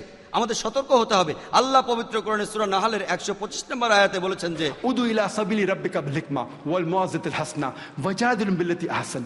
তুমি মানুষকে তোমার প্রতিপালকের পথে আহ্বান করে হিকমত ও সদুপদেশ দ্বারা, এবং উহাদের সহিত তর্ক করো, যুক্তি দেখাও, যাহা সবচেয়ে উত্তম ও গ্রহণযোগ্য। যখন কথা বলবেন হিকমা দিয়ে কথা বলবেন। পুরো ব্যাপারটা দেখে আমরা এখন বুঝতে পারি যে সন্ত্রাস কাদের একচেটিয়া সম্পত্তি। আর আমার মতে সন্ত্রাস হলো পলিটিশিয়ানদের একচেটিয়া সম্পত্তি। আমি যতটুকু বুঝি আর যতটুকু জানি, সন্ত্রাস হলো পলিটিশিয়ানদের সম্পত্তি, যে জায়গারই হোক। এই পলিটিশিয়ান হতে পারে আমেরিকার, ইংল্যান্ড বা ইন্ডিয়ার। এটা এখন পলিটিশিয়ানদের সম্পত্তি। আমাদের আগে বুঝতে হবে এইসব সন্ত্রাসের পেছনে কারণটা কি। আমরা যদি সন্ত্রাস বন্ধ করতে চাই, প্রথমে এর পেছনের কারণটা খুঁজে বের করতে হবে। আমি একজন ডাক্তার, আমরা লক্ষণ দেখে চিকিৎসা করি না, আমরা অসুখ হওয়ার পর কারণটা খুঁজে বের করার চেষ্টা করি, তারপর জীবাণু মারি। এটাই চিকিৎসার নিয়ম। সন্ত্রাসের পেছনে কারণটা কি? বিজ্ঞরা বলেন সন্ত্রাসের পেছনে কারণ হলো অন্যায় অবিচার। যখন একদল মানুষের উপর অবিচার করা হয়, যখন একদল মানুষের উপর অন্যায় করা হয়, তারা প্রতিশোধ নিতে চায়। আর এটাই হলো একমাত্র কারণ, সন্ত্রাসের কারণ। আর আমরাও দেখতে পাবো যে হোক সেটা 9/11 সেই টুইন টাওয়ারের দুর্ঘটনা নিউ ইয়র্কে, হোক সেটা 7 জুলাইয়ের লন্ডনে সেই বোমা বিস্ফোরণ, অথবা 93 বোম্বের সেই সিরিয়াল বোম ব্লাস্ট, অথবা 11 জুলাইয়ের সেই বিস্ফোরণ, অথবা হোক সেটা নিরীহ মানুষকে হত্যা করা আফগানিস্তানে, ইরাকে, গুজরাটে আর বসনিয়ায়, হোক সেটা প্যালেস্টাইনে, লেবাননে। দেখতে পাবো এইসবের পেছনে কলকাঠি নাড়ছে সেই পলিটিশিয়ানরা। যখন লন্ডনে ছিলাম তখন আমি ভাবছিলাম কেন এই 21 জন মুসলিমকে অ্যারেস্ট করা হয়েছে। সরকার বলল তারা নাকি কয়েক মাস ধরে এদের উপর নজর রাখছিল। কিছু লোকের সাথে আমার কথা হয়েছে যারা এই লোকগুলোকে ভালোভাবে চিনত, তারা বলছে অসম্ভব, তারা কখনোই এমন ছিল না। তখন দেখা গেল লোকজন অপেক্ষা করছে কখন এই খবরটা তারা জানতে পারবে। সেই সময় ইসরায়েল লেবাননে আক্রমণ করছিল। হাজার হাজার মানুষ মারা যাচ্ছে, ইংল্যান্ডে এটা নিয়ে বিক্ষোভ হচ্ছিল, তখন মনোযোগটা ঘুরিয়ে দেওয়া হলো। 21 জন মুসলমান বোমা মারতে যাচ্ছিল, এয়ারলাইন্সে অ্যারেস্ট করা হলো, অনেক বড় খবর। তাই লোকজন ভুলে গেল লেবাননে হাজার হাজার মানুষ মারা যাচ্ছে। এই ঘটনা ইন্ডিয়াতে কার্গিল, পলিটিশিয়ানদের কোনো সমস্যা হচ্ছে কার্গিলের কথা বলো, শত্রুর কথা বলো পাকিস্তান, মনোযোগ সরানো, পলিটিক্স, হোক সেটা আমেরিকায়, হোক ইংল্যান্ডে অথবা ইন্ডিয়ায়। আসল কারণটা হলো পলিটিশিয়ানরা। আমরা জানি এই দেশে প্রায় 60 বছর আগে ব্রিটিশরা আমাদের শাসন করত, আর তাদের পলিসি ছিল ডিভাইড অ্যান্ড রুল। 60 বছর আগে আমরা ব্রিটিশদের কাছ থেকে স্বাধীন হয়েছি, কিন্তু দুর্ভাগ্যের কথা তারা চলে গেছে, কিন্তু তাদের পলিসি এখনো রয়ে গেছে। আর আমাদের ইন্ডিয়ান পলিটিশিয়ানরা তারাও এই পলিসিটাকেই প্রয়োগ করছে। তারা এই পলিসিটাকে প্রয়োগ করছে ভোট ব্যাংকের জন্য। রেকর্ড থেকে আমরা জানতে পারি যে পৃথিবীতে সবচেয়ে বেশি সাম্প্রদায়িক দাঙ্গা হয় যে দেশটাতে, সেটা হলো ইন্ডিয়া। প্রতিদিন না হলেও প্রতি সপ্তাহে অন্তত একটা সাম্প্রদায়িক দাঙ্গা হয় আমাদের এই মহান দেশে। অনেকগুলি মহান ধর্ম আছে, সবচেয়ে বেশি সাম্প্রদায়িক দাঙ্গা, আর এর বেশিরভাগের কারণটা হলো প্রত্যক্ষ বা পরোক্ষভাবে পলিটিশিয়ানরা ভোট ব্যাংকের জন্য, ক্ষমতার জন্য, টাকার জন্য তারাই এগুলো তৈরি করে। এছাড়া সাধারণভাবে অমুসলিমদের সাথে আমার কথা হয়, কারণ এটাই আমার পেশা, আমার জীবিকা। আমি বিভিন্ন ধর্মের একজন ছাত্র, অনেক মানুষের সাথে আমার কথা হয়। প্রায় ক্ষেত্রেই সাধারণ ইন্ডিয়ানরা, হোক সে হিন্দু বা মুসলমান, প্রায় সবাই একসাথে মিলেমিশে বসবাস করতে চায়, সবাই একসাথে শান্তিতে বসবাস করতে চায়। আমাদের অমিলগুলো না হয় থাকুক, আমরা যুদ্ধ চাই না, কিন্তু এই পলিটিশিয়ানরা আর এই পলিটিশিয়ানরাই বিভিন্ন ধর্মের মানুষের মধ্যে শত্রুভাবাপন্ন সম্পর্ক তৈরি করছে, যাতে করে তাদের ভোট ব্যাংক ঠিক থাকে। আর আপনারা দেখবেন যে প্রায় সবগুলো রায়টেই প্রত্যক্ষ বা পরোক্ষভাবে তারাই পেছনে রয়েছে। আমরা জানি যে কয়েক বছর আগে একটা রাজনৈতিক গুজব ছিল বাবরি মসজিদ আর রামের জন্মভূমি নিয়ে। আপনারা এই ঘটনার কথা শুনেছেন অযোধ্যায়। আমার প্রশ্ন হলো, আমাদের হিন্দু মুসলমানদের মধ্যে কতজন আমরা এই বাবরি মসজিদ আর রাম জন্মভূমির কথা জানতাম? পলিটিশিয়ানরা এই গুজবটা ছড়ানোর আগে আমরা কতজন জানতাম? আমি আগে কখনোই শুনিনি বাবরি মসজিদ। আমি অনেক হিন্দুকে জিজ্ঞেস করেছি, তারা এটা আগে কখনো শোনেনি। যখন পলিটিশিয়ানরা এই গুজবটা দেশের মধ্যে ছড়ালো, মানুষের খবরটা জানলো। আর আমরা জানি যে 1992 সালের 6 ডিসেম্বর অযোধ্যায় বাবরি মসজিদে সেদিন অনেক লোক জড়ো হয়েছিল। সুপ্রিম কোর্ট পরিষ্কারভাবে বলে দিয়েছিল যে বাবরি মসজিদের কাছাকাছি কোনো লোক জড়ো হতে পারবে না। পলিটিশিয়ানদের একটা দল, তারা একটা পলিটিক্যাল গুজব বানালো। গুজবটা রামের জন্মভূমি আর বাবরি মসজিদ নিয়ে। 6 ডিসেম্বর লোকজন সেখানে জড়ো হলো। সরকারি দলের পলিটিশিয়ানরা ভালো করেই জানে যে তাদের পেছনে সুপ্রিম কোর্ট আছে, তারা খুব সহজে লোকজন সরিয়ে দিতে পারতো, সহজেই। কিন্তু তারা ভাবলো যদি এদের থামাই তাহলে ভোট পাবো না, তাই লোকজন জড়ো হতে থাকুক। লোকজন জড়ো হলো, আর তারপর তাদের কথায় স্বতঃস্ফূর্তভাবে যে হাজার হাজার লোক জড়ো হয়েছিল, স্বতঃস্ফূর্তভাবেই তারা বাবরি মসজিদ ধ্বংস করে ফেলল প্ররোচনা ছাড়া। তখন এই খবরটা সরাসরি অনেক স্যাটেলাইট চ্যানেলে দেখানো হয়েছিল। বলুন তো, এই লাঠিয়া ত্রিশূল দিয়ে কিভাবে আপনি মসজিদ ভাঙবেন? এটা কি সম্ভব? না। তারা সেখানে বোমা ফাটিয়েছিল রীতিমতো পরিকল্পনা করেই। তারা এই বোমাগুলো মসজিদে ফাটিয়েছিল। সবাই বুঝতে পারবেন, আপনাদের এজন্য বোমা বিশেষজ্ঞ হতে হবে না, নিজের চোখেই দেখতে পাবেন। সেখানে বোমা ফাটানো হয়েছিল বলে মসজিদে ধ্বংস হয়েছে। আর লাঠিয়া ত্রিশূল থেকে মসজিদ ভাঙা যায়? যাই হোক, এদিকে কি হলো? এরপর ইন্ডিয়ায় রায়ট শুরু হলো। পুরো দেশ জুড়েই রায়ট শুরু হলো। এটাই দেশ বিভাগের পর সবচেয়ে বড় রায়ট। আর পুরো দেশ জুড়ে হাজার হাজার নিরীহ মানুষ মারা গেছে, বেশিরভাগই তার মুসলমান। কাকে দোষ দেবেন? ইন্ডিয়ান সাধারণ মানুষকে প্ররোচিত করেছে পলিটিশিয়ানরাই। লড়ো, অন্য ধর্মের মানুষদের মেরে ফেলো। সাধারণ মানুষ প্ররোচিত হচ্ছে আর পলিটিশিয়ানদের হাতের পুতুল হচ্ছে। আমরা জানি যে বোম্বেতেও তখন সবচেয়ে বেশি ক্ষতিগ্রস্ত হয়েছিল বোম্বে। দেশ বিভাগের সময়ও, সেই সময় বোম্বেতে যে রায়ট হয়েছিল সেটা বোম্বের ইতিহাসে সবচেয়ে ভয়ঙ্কর রায়ট। সেই সময়ও এত বেশি লোক মারা যায়নি যে পরিমাণ লোক 92-93 সালের রায়টে মারা গিয়েছিল। পুলিশ যদি এখানে চাইতো খুব সহজে রায়টটা থামাতে পারতো, খুব সহজেই। হয়তো সেখানে রিজার্ভ পুলিশ লাগতো, মিলিটারি সাহায্য লাগতো, তারা খুব সহজেই এটা থামাতে পারতো, কিন্তু তারা এটা থামায়নি। বেশিরভাগই চুপচাপ দর্শক ছিল। ভালো কিছু লোক চেষ্টা করেছিল, তবে সংখ্যায় কম। বেশিরভাগই ছিল নীরব দর্শক, কেউ কেউ আবার অংশ নিয়েছিল। আর আমি জানি যে পুলিশকে নিয়ন্ত্রণ করে পলিটিশিয়ানরাই, তাই পুলিশ ভালো কিছু করতে চাইলে পলিটিশিয়ানরা বাধা দেয়, তাই দোষটা আবারও পলিটিশিয়ানদের উপরে পড়ে। পরবর্তীতে দেশের সরকার গঠন করলো 1 সদস্যের তদন্ত কমিশন সংখ্যালঘুদের শান্ত করার জন্য, আর এখানে বসালো জাস্টিস শ্রীকৃষ্ণকে। এই কমিশনকে তখন বলা হতো শ্রীকৃষ্ণ কমিশন।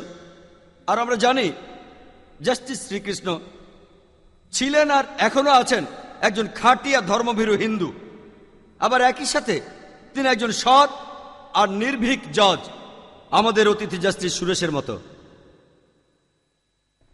একজন সৎ আর নির্ভীক জজ। তিনি যে রায় দিয়েছিলেন, ইন্ডিয়ার সরকার সে রায় হজম করতে পারেনি, কয়েক বছর সময় লাগলো। আর তিনি রায়টের পুরো কেসটা খুঁটিয়ে খুঁটিয়ে দেখেছিলেন। তিনি পলিটিশিয়ানদের সাথে কথা বলেছেন, পুলিশের সাথে। তিনি নিজে সে সময় 26টা পুলিশ স্টেশনে গিয়েছিলেন, সবগুলো রেকর্ড দেখেছেন, কথা বলেছেন পুলিশ অফিসারদের সাথে, জুনিয়র সিনিয়র, ভিকটিমদের সাথে কথা বলেছেন, মিডিয়ার সাথে বলেছেন। আর এভাবে অনেক রিসার্চের পর প্রকাশ করলেন। এই হলো সেই dummy verdict by Srikrishna commission. তিনি এই বইতে লিখেছেন কিভাবে আমরা এই রায়টগুলো ঠেকাতে পারি, তবে সেটা করতে সময় লাগবে। আর এই সময়ের মধ্যে সরকার বলল যা হওয়ার হয়ে গেছে। তারা জানতো যে যদি তারা রিপোর্ট অনুযায়ী কাজ করে তাহলে হয়তো ভোট ব্যাংকটা হারাবে। প্রথমে সংখ্যালঘুদের শান্ত করার জন্য তারা একটা কমিশন বানালো। কতগুলো কমিশন বলতে পারবো না, আমি আসলে জানি না যে কতগুলো কমিশনের কথা মতো কাজ হয়েছে। মনে হয় জাস্টিস সুরেশ বলতে পারবেন। ইন্ডিয়া গাই পর্যন্ত কতগুলো কমিশন হয়েছে, তার কতগুলো সিদ্ধান্ত কার্যকর হয়েছে, কতগুলো। আর আমরা জানি এই দেরি করাটাও একটা কৌশল। সাধারণ ইন্ডিয়ানরা, বিশেষ করে মুসলমান ভিকটিমরা, আমরা ইন্ডিয়ার বিচার ব্যবস্থার উপর আস্থা রাখি। যদি পলিটিশিয়ানরা প্রতারণা করে, যদি দেশের অন্য নাগরিকরা প্রতারণা করে, যদি পুলিশ প্রতারণা করে, এই দেশের মধ্যে আমরা তারপরও আস্থা রাখবো বিচার ব্যবস্থার উপর। আর আমরা জানি যে যাদেরকে অ্যারেস্ট করা হয়েছে তাদের বেশিরভাগকেই ছেড়ে দেওয়া হয়েছে, কিন্তু তাদের যে ক্ষতি হলো সেটা আর ফেরানো যাবে না। তার কয়েক মাস পরে আমরা জানতে পারলাম 1993 সালের 12ই মার্চ একের পর এক মোট 13টা বোমা ফেটেছিল বোম্বেতে। সেখানে 250 জনেরও বেশি নিরীহ মানুষ মারা যায়। 250 জনেরও বেশি মানুষ সেখানে মারা যায়, আর 700 জনেরও বেশি মানুষ সেখানে আহত হয়। সরকার বলল সব পরিকল্পনা করে করা। জাস্টিস শ্রীকৃষ্ণ বললেন এটা পরিকল্পনা করে করা হয়নি, এটা ছিল আসলে প্রতিশোধ। বোম্বের রায়টে 1,500-এরও বেশি মুসলমান মারা গেছে। 1,500-এরও বেশি নিরীহ মুসলমান 92 সালের ডিসেম্বর এবং 93 সালের জানুয়ারিতে বোম্বে সেই রায়টে মারা যায়। এটা তারই প্রতিশোধ। এখানে সরকার আর পুলিশ বলল এই কাজ করেছে মুসলমানদের গোপন দল, অন্য দলের সাহায্য নিয়ে। এভাবেই তারা এই বোমা ফাটিয়েছে। আর তারা বলল, সবাই একমত হলো, এমনকি পুলিশ কমিশনারও বলল এটা একটা প্রতিশোধ, বোম্বের সেই ঘটনার প্রতিশোধ। আমরা জানি যে 92-93 সালের বোম্বের সেই সাম্প্রদায়িক দাঙ্গার পরে বোম্বের রাস্তায় মুসলমানদের হাঁটা চলাফেরা করা খুবই কঠিন ছিল। ট্রেনে যাতায়াত করাও কঠিন ছিল, বাসে চড়া কঠিন, অমুসলিম কোনো জায়গাতে যাওয়াও কঠিন। তারা মাথা নিচু করে চুপচাপ চলাফেরা করত। তারপর 12ই মার্চে সেই বোম ব্লাস্টের ঘটনার পর সবকিছু বদলে গেল। বেশিরভাগ মুসলমানই জানতো যে নিরীহ মানুষ হত্যা করা নিষিদ্ধ। তারপরও যারা বোমা ফাটিয়েছে তাদের উপর এদের সহানুভূতি তৈরি হলো, মনে মনে খুশিও ছিল। ইসলাম ধর্মে অন্যায়ের জবাব অন্যায় না। ইসলাম এই আক্রমণের নিন্দা করে। নিরীহ মানুষকে হত্যা করা নিন্দনীয়। অন্য কেউ অন্যায় করেছে বলে নিরীহ মানুষকে মারতে পারবেন না, অন্য কাউকে মারতে পারবেন না, যদিও সে অন্য ধর্মের লোক। ইসলামে এটা নিষিদ্ধ। এটা যেই করুক, মুসলিম বা অমুসলিম। যারা এই 250 জনেরও বেশি নিরীহ মানুষকে মেরেছে 1993 সালের 12ই মার্চে, ইসলাম তার নিন্দা করে। বেশিরভাগ মুসলমানই জানে যে নিরীহ মানুষকে হত্যা করা হারাম, এটা নিষিদ্ধ। তারপরও তারা মনে মনে খুশি। তবে আপনি অন্যায়ের জবাবে অন্যায় কাজ করে কখনো সুবিচার পাবেন না, পাবেন না। ইসলাম এই কথা বলে না যে আপনি অন্যায় করে তার সুবিচার পাবেন। এই কাজের কোনো যৌক্তিকতাই নেই। আমরা জানি যে মুসলমানদের অত্যাচার করা হয়েছে, হত্যা করা হয়েছে, তবে এজন্য আপনি নিরীহ মানুষকে হত্যা করতে পারেন না। চিন্তা করেন, সেই বোমা হামলায় নিহত 250 জনেরও বেশি মানুষের পরিবার, তারা যখন জানতে পারবে মুসলমানরা তাদের মেরেছে, তারা ভাববে এটা আবার কি ধর্ম, তারা কি অপরাধ করেছে? আপনাকে অপমান করেছে। যে লোক আপনাকে অপমান করেছে তাকে ধরেন, তারপর তার বিচার করেন, প্রমাণ হলে শাস্তি দেন, কোনো সমস্যা নেই। সব ধর্মই অনুমতি দেবে। রাস্তায় যে নিরীহ লোকগুলো মারা গেল, তারা কি অপরাধ করেছিল? চিন্তা করুন, সেই লোক সারা জীবন ইসলামের শত্রু থাকবে। ইসলাম কখনোই বলে না যে আপনি নিরীহ মানুষকে হত্যা করেন। এটা নিন্দনীয়। যদি ঘটনাগুলোর মধ্যে সম্পর্ক আছে বলে ধরে নেই, তাহলে কাকে দোষ দেব? আমরা এটা জানি যে নিরাময়ের চেয়ে প্রতিকার ভালো। কাকে দোষ দেব?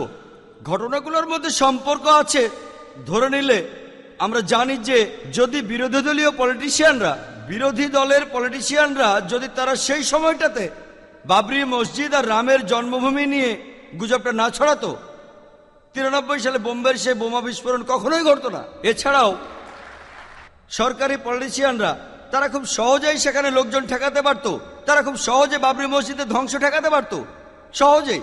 তাদের কাছে সুপ্রিম কোর্টের রায় ছিল, তাদের সাথে মিলিটারি ছিল, পুলিশ ছিল, কিন্তু তারা ভয় পেয়েছিল যদি এটা করি তাহলে ভোট হারাতে হবে। এজন্য তারা মসজিদের ধ্বংস ঠেকায়নি। দ্বিতীয়, এর জন্য দায়ী সরকারি দলের পলিটিশিয়ানরা। তৃতীয়ত, সাধারণ ইন্ডিয়ানরা যারা সংখ্যালঘুদের উপর চড়াও হয়েছিল, তারা সেখানে হাজার হাজার মুসলমানকে হত্যা করেছিল, এজন্য তারাও দায়ী, নিরীহ মানুষও দায়ী। চতুর্থত, এর জন্য দায়ী হলো পুলিশ। পুলিশ খুব সহজেই বোম্বের রায়টটা ঠেকাতে পারত, অথবা ইন্ডিয়ার যে কোনো জায়গায় সহজেই। সাধারণ মানুষ, আমরা মিলিটারি ট্রেনিং নেইনি, পুলিশের সাথে লড়াই করে পারবো না। খুব সোজা, যে কোনো শহরের পুলিশের জন্যই খুব সোজা। বিশেষ করে বোম্বের সেই রায়টটাকে থামানো খুব সোজা। সন্ত্রাসী আক্রমণ থামানো কঠিন, সেটা আমি পরে বলছি, তবে রায়ট থামানো খুব সোজা সোজা। কিন্তু তারা সেটা করেনি, তারা ভয় পেয়েছিল। খুব অল্প কয়েকজন এই অবস্থার মধ্যেও ক্ষতিগ্রস্তদের সাহায্য করেছিল, তবে বেশিরভাগ পুলিশই ছিল নীরব দর্শক। কেউ কেউ এতে অংশ নিয়েছিল। বেশ কিছু পুলিশ তারা চুপচাপ ছিল, ভয় পেয়েছিল যদি পলিটিশিয়ানদের বিরুদ্ধে যায় তাহলে ট্রান্সফার করে দেবে। এখানে দোষটা তাদেরও। চতুর্থত, যাদের দোষ দেওয়া যায় তারা হলো পুলিশ। পঞ্চম, শেষ, তবে কোনো অংশে কম না, সেই লোকগুলো যারা বোমা ফাটিয়েছিল। ইসলাম এমন কথা বলে না যে অন্যায় কাজ করে সুবিচার পাওয়া যায়। এই 5টি দলের সবাই সমান অপরাধী। যদি সন্ত্রাসী আক্রমণ বন্ধ করতে চান, মূল কারণটা খুঁজে বের করুন, অবিচার বন্ধ করুন, একটা বিশেষ গোত্রের লোকের উপর অন্যায় বন্ধ করুন, সন্ত্রাসও বন্ধ হয়ে যাবে। পুলিশের জন্য বোমা বিস্ফোরণ থামানো খুবই কঠিন, আমরা জানি এটা খুবই কঠিন, কিন্তু একটা রায়ট থামানো খুবই সোজা। একই ঘটনা, আপনারা ইন্ডিয়ার বেশিরভাগ রায়টগুলো দেখেন, সবগুলো ঘটনা একই মানুষগুলো জড়িত, বিস্তারিত একটু আলাদা, একই দলের লোক জড়িত। উদাহরণ হিসাবে গুজরাট হত্যাকাণ্ডের ঘটনা বলি। এটা শুরু হয়েছিল 2002 সালের 27শে ফেব্রুয়ারি আর চলেছিল সেই বছরের মার্চ মাস পর্যন্ত। এই ঘটনার আগে সবরমতী এক্সপ্রেস ট্রেনের একটা কোচ পোড়ানো হয়েছিল গোদাতে 2002-এর 26শে ফেব্রুয়ারি। আমরা ভালোভাবেই জানি কিছুই গোপনীয় না, এটা একটা ওপেন সিক্রেট যে এই ট্রেনে যে বগিটা পোড়ানো হয়েছিল, ফরেনসিক রিপোর্ট অনুযায়ী, অন্যান্য আরো প্রমাণ অনুযায়ী বলা হয়েছে যে কোচটা ভেতর থেকেই পোড়ানো হয়েছিল। এটার পক্ষে অনেক প্রমাণ রয়েছে, তবে এ সবই প্ল্যান করা ছিল, আগে থেকে ঠিক করা। মুসলমানদের উস্কানো হয়েছিল, তারা জড়ো হয়েছিল, কিন্তু তারা হত্যা করেনি, তারা নিরীহ মানুষদের হত্যা করেনি। বলা হয় যে সেখানে 59 জন লোক মারা গিয়েছিল, তবে এতে সন্দেহ আছে। হ্যাঁ, সেখানে কয়েকজন লোক মারা গিয়েছিল, ধারণা করা হয়েছিল যারা মারা গেছে তাদের অনেককে জীবিত পাওয়া গেছে, তারপর তাদের বক্তব্যটা বদলালো। এটা ভেতর থেকেই করা হয়েছে। বাবরি মসজিদ ভেতর থেকে, 9/11 ভেতর থেকে, আর গোদরা ভেতর থেকে। এখানে যাদের দোষ দেওয়া যায় তারা হলো পলিটিশিয়ান।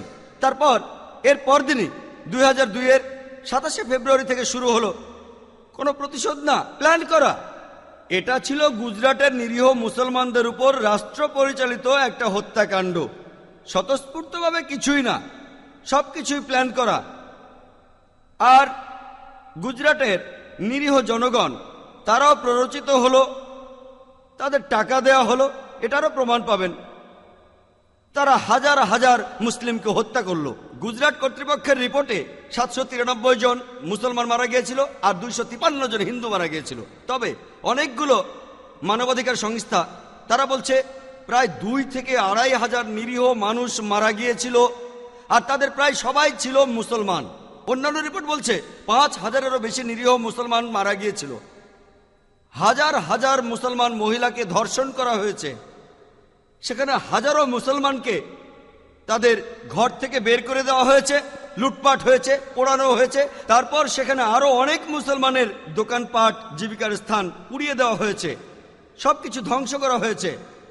গুজরাটের রায়টে যত লোক মারা গেছে তার চেয়ে অনেক কম মানুষ মারা গিয়েছিল 9/11-এ। গুজরাটে যত লোক মারা গিয়েছিল যদি তুলনা করেন তার চেয়ে অনেক কম মানুষ মারা গিয়েছিল 9/11-এর সেই ঘটনায়। তারপরও জর্জ বুশের মতে গুজরাটের হত্যাকাণ্ড যারা ঘটিয়েছে তারা সন্ত্রাসী না। তবে যদি আমেরিকানদের ক্ষতি হয় এটা একটা সমস্যা। আমরা জানি গুজরাটে হাজারটা প্রমাণ আছে, হাজার হাজার প্রমাণ দেখতে পাবেন লিটারেচারে, খবরের কাগজে, বুকলেটে, যেটার নাম কমিউনালিজম কমব্যাট। আরো পাবেন video tape, VCD, DVD. Gujarat হত্যাকাণ্ডের আর হত্যাকারীদের সব প্রমাণ আছে, কিন্তু কিছুই হচ্ছে না।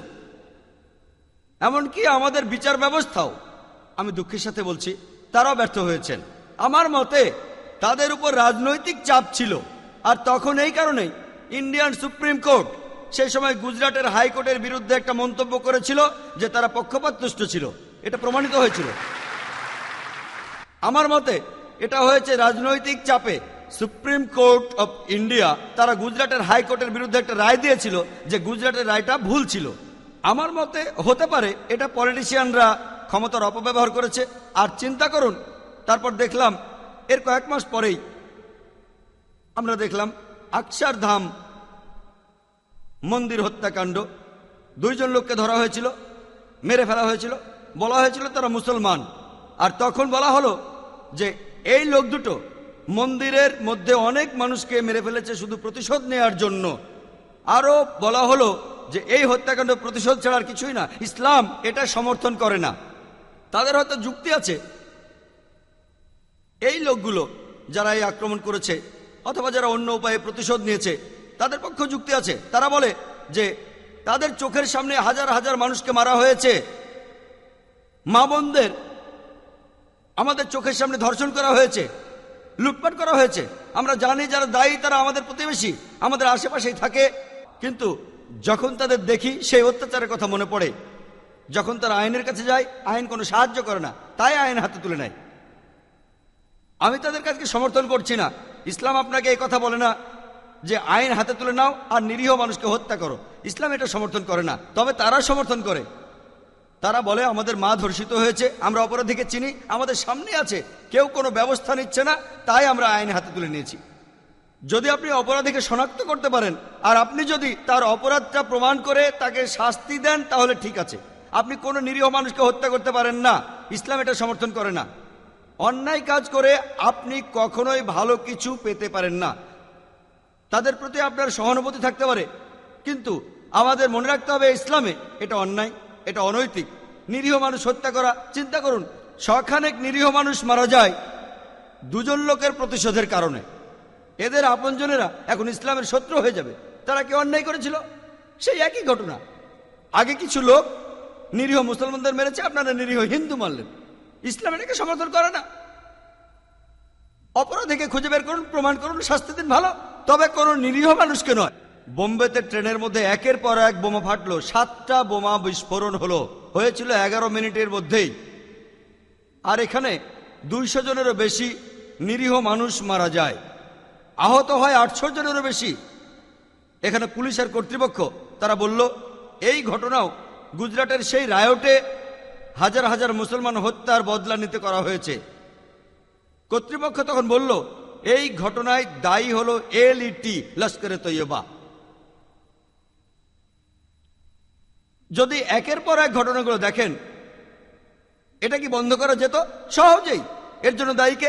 1 নম্বরে সেই পলিটিশিয়ানরা যাদের প্ল্যানে গোদ্রাতে সবরমতী এক্সপ্রেস ট্রেনের বগিটা পোড়ানো হয়েছিল, এজন্য তারা দায়ী। 2 নম্বরে কেন্দ্রে যে লোকগুলো রয়েছে, কেন্দ্রীয় সরকারে, তারা এটা থামাতে পারত, কিন্তু তারা একই দলের, সেজন্য কিছুই করেনি। 3 নম্বরে গুজরাটের সাধারণ জনগণ, তাদেরকে উস্কানো হয়েছিল মুসলমানদের বিরুদ্ধে, তারা ফাঁদে পড়েছিল আর তারা এর জন্য সমানভাবে দায়ী। 4 নম্বরে গুজরাটের পুলিশ বাহিনী, তারা সহজে থামাতে পারত কিন্তু থামায়নি, তারাও এই জন্য দায়ী। আর আমরা রেকর্ড থেকে জানতে পারি বেশিরভাগ জায়গায় হত্যাকাণ্ডগুলো হয়েছিল পুলিশের তত্ত্বাবধানেই, তদন্ত কমিশন রিপোর্টে আছে, এজন্য তারাও দায়ী। 5 নম্বরে গুজরাটের বিচার বিভাগ, তারা কোনো ব্যবস্থা নেয়নি। 6 নম্বর, যে লোকগুলো অন্যায়ভাবে প্রতিশোধ নিয়েছে, তারা যে বোমাগুলো ফাটিয়েছে, ইসলাম এটা সমর্থন করে না, তারাও সমানভাবে দায়ী। এই 6 প্রকার লোকজনই দায়ী। তবে আমরা যদি প্রথমটা ঠেকাতে পারতাম, প্রথম দিকের অন্যায়গুলো, তাহলে এই সন্ত্রাসী আক্রমণটা হতো না। আর আমরা জানি যে গত 1 মাসে অনেক মুসলমানকেই হয়রানি করা হয়েছে, আর এটা করেছে পুলিশ। এখানে পুলিশ বলছে এই ঘটনাটা মুসলমানরাই ঘটিয়েছে, এর পেছনে রয়েছে LET, লস্করে তৈয়বা। আমি বলি, যদি এ কথাটা প্রমাণ করতে পারেন তাহলে তাদের ধরে শাস্তি দেন, সমস্যা নেই, কিন্তু আপনারা এভাবে নিরীহ মুসলমানদের হয়রানি করতে পারেন না। শখানেক মানুষ জড়ো করা, শখানেক মুসলিমকে দিনের পর দিন আটক করে রাখা হয়েছে। জাস্টিস সুরেশও বলেছেন কয়েকশো মানুষকে আটক করে রাখা হয়েছে আর তাদের আপনজনেরা এ ব্যাপারে কিছু জানে না। চিন্তা করেন। আর সেই হাজার হাজার আত্মীয় স্বজন, তাদেরকে হয়রানি করা হয়েছে। আমরা জানি যে এ পর্যন্ত 22 থেকে 25 জনকে অফিসিয়ালি অ্যারেস্ট করা হয়েছে। এদের মধ্যে একজনও নিশ্চিতভাবে, এদের একজনও অ্যারেস্ট হওয়া লোকদের মধ্যে একজনও সরাসরিভাবে এই বোমা বিস্ফোরণে জড়িত নয়। এদের সবাই অন্য কোনো ঘটনায় পরোক্ষভাবে জড়িত। যদি আপনি আসল অপরাধীকে ধরতে চান, যদি প্রমাণ থাকে, কোনো সমস্যা নেই, কিন্তু এমন ঢালাওভাবে মুসলমানদের অ্যারেস্ট করা, আপনারা কি বোঝাতে যাচ্ছেন? আমরা জানি যে 300 জনেরও বেশি নিরীহ মুসলমানকে মালওয়ানিতে জড়ো করা হয়েছিল। 300 জনেরও বেশি। কি জন্য? জিজ্ঞাসাবাদের জন্য। বুদ্ধিমান যে কোনো লোকই বলতে পারবে যে জিজ্ঞাসাবাদ করার জন্য কমপক্ষে 3-4 জন পুলিশ লাগে, যদি ঠিকমতো জিজ্ঞাসাবাদ করতে চান। একজন পুলিশ ভয় দেখাবে, একজন নরমভাবে বলবে, একজন নোট করবে, একজন সবকিছু দেখবে। কমপক্ষে 3 জন, 4 জন না হলেও 3 জন লাগবেই ঠিকমতো জেরা করার জন্য। 1 থেকে 2 ঘন্টা সময় লাগবে। বিশেষজ্ঞরা বলবেন 4-5 ঘন্টা লাগতে পারে, তাই বললাম 1 থেকে 2 ঘন্টা। কতজনকে তারা জেরা করতে পারবে? মালওয়ানি পুলিশ স্টেশনে কতজন পুলিশ থাকতে পারে? কতজন থাকতে পারে? একদিনে কতগুলো জেরা করবে? 10টা, 20টা, 30টা, 40টা? কতগুলো? কতগুলো? কতজন পুলিশ আছে সেখানে? বেশি হলে 100 জন, খুব বেশি যদি হয়। তারা 300-রও বেশি লোককে জড়ো করলো, সারাদিন তাদের দাঁড় করিয়ে রেখে তাদের ঠিকানা আর টেলিফোন নাম্বার নিয়ে ছেড়ে দিল। আপনারা কি বোঝাতে যাচ্ছেন? এটা আমার অনুরোধ যে পুলিশের উচিত হবে মুসলমানদের কিছুটা বিশ্বাস করা।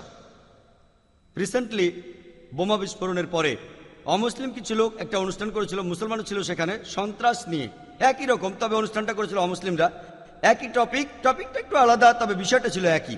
অমুসলিমরা করেছিল আর তারা আমন্ত্রণ করেছিল 2 জন প্রাক্তন সিনিয়র পুলিশ অফিসারকে বোম্বে থেকে। প্রাক্তন একজন মঞ্চে আসলেন আর দোষ দিলেন পাকিস্তানের মাদ্রাসাগুলোকে সন্ত্রাসী আক্রমণগুলোর জন্য।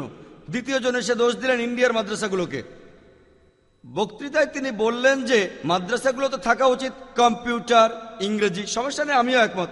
কিন্তু যদি বলেন যে ইন্ডিয়ার মাদ্রাসাগুলো প্রত্যক্ষ বা পরোক্ষভাবে অথবা বিচ্ছিন্নভাবে হলেও ইন্ডিয়ার কোনো সন্ত্রাসী কার্যকলাপের সাথে জড়িত আছে, তাহলে আমি বলবো আপনি মিথ্যে কথা বললেন। দুর্ভাগ্যজনকভাবে সেই পুলিশ অফিসার, শ্রোতাদের মধ্যে একজন সিনিয়র অ্যাডভোকেট ছিলেন, অনুষ্ঠান শেষে অফিসারকে বললেন যে আপনি কি আমাকে একটা প্রমাণও দেখাতে পারবেন, মাত্র একটা প্রমাণ, যে ইন্ডিয়ার কোনো একটা মাদ্রাসা ইন্ডিয়াতে কোনো রকম সন্ত্রাসী কার্যকলাপের সাথে কোনোভাবে জড়িত আছে? তিনি বললেন আমি জানি না। চিন্তা করেন, একজন সিনিয়র পুলিশ অফিসার না জেনে কেমন একটা মন্তব্য করে ফেললেন। আপনারা কি বলতে চাচ্ছেন? হিন্দুরা তো এতে করে মাদ্রাসার বিপক্ষে যাবে? এরকম দায়িত্বজ্ঞানহীন মন্তব্য যদি সিনিয়র পুলিশ অফিসাররা করেন, দেখেন আমি কিন্তু কেয়ারফুল অফিসারের নাম বলছি না, কেন? কারণ আমি একজন দায়িত্বশীল নাগরিক। আপনারা কি বলতে চাচ্ছেন? আমি এমন কোনো মাদ্রাসার কথা জানি না ইন্ডিয়াতে। এই মাদ্রাসাগুলো বিদ্যাপীঠ, ঠিক আছে, না হয় শিক্ষা পদ্ধতি মানেন না, ইংরেজি প্রয়োজন, নতুন শিক্ষা পদ্ধতির প্রয়োজন।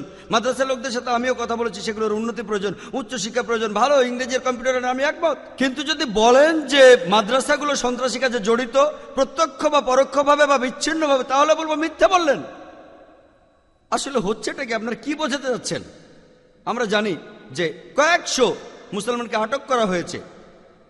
যখন আটক করা হয়, পুলিশ যায়, তারপর বাসায় তল্লাশি করে, সেখানে তারা কিছু বই পেল জিহাদের উপর, প্রমাণ যে সে সন্ত্রাসী আক্রমণে জড়িত। বোম্বে মিডিয়ায় প্রচারিত হয়েছিল যে একই বই মোহাম্মদী রোডের বুক স্টলগুলোতে কয়েক বছর ধরে পাওয়া যাচ্ছে। এটা যদি অপরাধ, তাহলে বুক স্টলগুলো বন্ধ করে দেওয়া হচ্ছে না কেন? একই বই, জিহাদ। আমি এখানে বলতে চাই, আপনারা কি জানেন যে কোরআনেও জিহাদের কথা বলা হয়েছে? আর প্রায় সব মুসলিম বাড়িতেই কোরআন শরীফ আছে। তাহলে কি বলবেন আপনারা বোম্বের সব মুসলমানকে অ্যারেস্ট করবেন? আপনারা কি বলতে যাচ্ছেন? আমি বিভিন্ন ধর্মের একজন ছাত্র হিসেবে আপনাদের বলতে চাই যে যদি আপনারা মহাভারত পড়েন, মহাভারতে কোরআনের চেয়ে অনেক বেশি খুনোখুনির কথা বলা হয়েছে। যদি আপনি তুলনা করেন মহাভারতে যে পরিমাণ রক্তপাতের কথা আছে, সে তুলনায় কোরআনের রক্তপাত অনেক কম। ভগবদ গীতা আসলে হলো কৃষ্ণের উপদেশ, অর্জুনের প্রতি কৃষ্ণের উপদেশ। অর্জুন বলছে কিভাবে আমি জ্ঞাতি ভাইদের সাথে যুদ্ধ করব। এটা আপনারা পাবেন ভগবদ গীতার প্রথম অধ্যায় 43 থেকে 46 অনুচ্ছেদে। অর্জুন যুদ্ধক্ষেত্রে অস্ত্র ফেলে দিয়ে বলল, আমি আমার ভাইদের না মেরে নিরস্ত্র অবস্থায় এখানে মারা যাব। তখনই ভগবদ গীতার 2য় অধ্যায়ের 2য় অনুচ্ছেদে শ্রীকৃষ্ণ তাকে বলল, অর্জুন তুমি এতটা পুরুষত্বহীন হলে কিভাবে? তারপরে আরো কথা আছে, এখানে সময় কম, আমার ভিডিও টেপে আছে। কৃষ্ণ বলল যে ক্ষত্রিয়ের কর্তব্য হলো যুদ্ধ করা। যদি পেছনের কারণগুলো দেখি, আমি বিভিন্ন ধর্মের ছাত্র হিসেবে বলছি, আমি সবগুলো যুদ্ধের সাথে একমত যেগুলো ভগবদ গীতা আর মহাভারতে আছে, কারণ আমি ঘটনা জানি। এই যুদ্ধটা ছিল ন্যায়ের সাথে অন্যায়ের যুদ্ধ, যুদ্ধটা ছিল সত্যের সাথে মিথ্যার যুদ্ধ। তারপর ভগবদ গীতা আর মহাভারত বলছে যদি তোমাকে যুদ্ধ করতে হয় মিথ্যার বিরুদ্ধে, অন্যায়ের বিরুদ্ধে, সে যদি তোমার ভাইও হয় কোনো সমস্যা নেই, হোক আপনজন, যুদ্ধ করো। আমরা একমত। একই কথা কোরআনও বলছে। এখানে আমি একটা কথা বলবো যে পুলিশের উচিত হবে ইন্ডিয়ার বিভিন্ন ধর্মের রীতিনীতিগুলো জানা। আর আমি যখনই সুযোগ পাই, গত বেশ কয়েক বছরে আমি অনেক অমুসলিম পুলিশ অফিসারের সাথে কথা বলেছি, সিনিয়র পুলিশ অফিসার, বোম্বে, ব্যাঙ্গালোরে, ইন্ডিয়ার আরো অনেক শহরে। আমাকে কয়েক বছর আগে হায়দ্রাবাদে ন্যাশনাল পুলিশ একাডেমিতে আমন্ত্রণ জানানো হয়েছিল। সেখানে উপস্থিত ছিলেন 100-রও বেশি আইপিএস অফিসার, উচ্চপদস্থ পুলিশের commissioner, DIG, IG, DG, national একাডেমির ডাইরেক্টর জেনারেলও সেখানে ছিলেন। আর আমার কথা শুনে তারা ধাক্কা খেলেন, আমার বেশিরভাগ কথা শুনেই তারা ধাক্কা খেলেন। বিভিন্ন ধর্মের রীতিনীতি সম্পর্কে সবারই কিছু জানা উচিত। চিন্তা করেন, আমি যদি এখন মহাভারত আর গীতার শ্লোকগুলি পেছনের কারণ ছাড়া বলি, তাহলে এখানে একটা রায়ট বেঁধে যাবে। অন্য ধর্মগুলোকেও আমাদের বুঝতে হবে। আর আল্লাহ তাআলার দয়ায় আলহামদুলিল্লাহ অন্য দেশের মিলিটারি আর পুলিশের সাথেও আমার কথা হয়েছে, ইংল্যান্ডে, আমেরিকায়, বাহরাইনে, সৌদি আরবে, আরব আমিরাতে। আলহামদুলিল্লাহ আমারও কথা বলতে ভালো লাগে, বিশেষ করে অমুসলিম পুলিশের সাথে।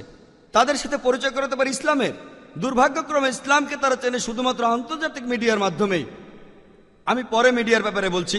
তাই আমি বলবো আমাদের একে অন্যকে বুঝতে হবে। আমাকে এর আগে অনেক অ্যাডভোকেটই বলেছেন, আর আজকে জাস্টিস সুরেশও বললেন যে শয়ে মুসলমানদের অ্যারেস্ট করা হয়েছে, আটক রাখা হয়েছে, তাদের উপর মানসিক নির্যাতন হয়েছে, তাদের উপর হয়েছে শারীরিক নির্যাতন। অ্যাডভোকেটরা আমাকে বললেন যে তাদের মক্কেল জাস্টিস সুরেশও বললেন যে তাদের উপর নির্যাতন হয়েছে, তাদেরকে এমন কাগজে সই করতে হয়েছে যে কথা তারা মানে না, এমনকি সাদা কাগজও। যদি আপনারা জানেন যে কারা অপরাধী, কয়েকজনকে আলাদা করুন, তাদের ধরুন, যদি প্রমাণ হয় তারা এটা করেছে শাস্তি দিন, আমরা এটার বিপক্ষে না। তবে যদি হাজার হাজার নিরীহ মুসলিমকে অ্যারেস্ট করেন, আপনারা কি বোঝাতে যাচ্ছেন? চিন্তা করুন, 10 জন সন্ত্রাসীকে ধরার জন্য আপনি 1000 নিরীহ মুসলিমকে যদি অ্যারেস্ট করে হয়রানি করেন, আপনারা ওই 10 জন সন্ত্রাসীকে ধরতে পারেন বা না পারেন, এটা নিশ্চিত যে আপনারা অনেক সন্ত্রাসী বানালেন। আপনারা কি জানেন যে কোরআনেও জিহাদের কথা বলা হয়েছে? আর প্রায় সব মুসলিম বাড়িতেই কোরআন শরীফ আছে। তাহলে কি বলবেন আপনারা বোম্বের সব মুসলমানকে অ্যারেস্ট করবেন? আপনারা কি বলতে চাচ্ছেন? আমি বিভিন্ন ধর্মের একজন ছাত্র হিসেবে আপনাদের বলতে চাই যে যদি আপনারা মহাভারত পড়েন, মহাভারতে কোরআনের চেয়ে অনেক বেশি খুনোখুনির কথা বলা হয়েছে। যদি আপনি তুলনা করেন মহাভারতে যে পরিমাণ রক্তপাতের কথা আছে সে তুলনায় কোরআনের রক্তপাত অনেক কম। ভগবদ গীতা আসলে হলো কৃষ্ণের উপদেশ, অর্জুনের প্রতি কৃষ্ণের উপদেশ। অর্জুন বলছে কিভাবে আমি জ্ঞাতি ভাইদের সাথে যুদ্ধ করব।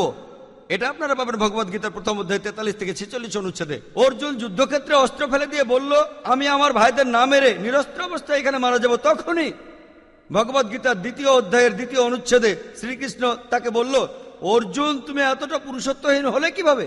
তারপরে আরো কথা আছে, এখানে সময় কম, আমার ভিডিও টেপে আছে। কৃষ্ণ বলল যে ক্ষত্রিয়ের কর্তব্য হলো যুদ্ধ করা।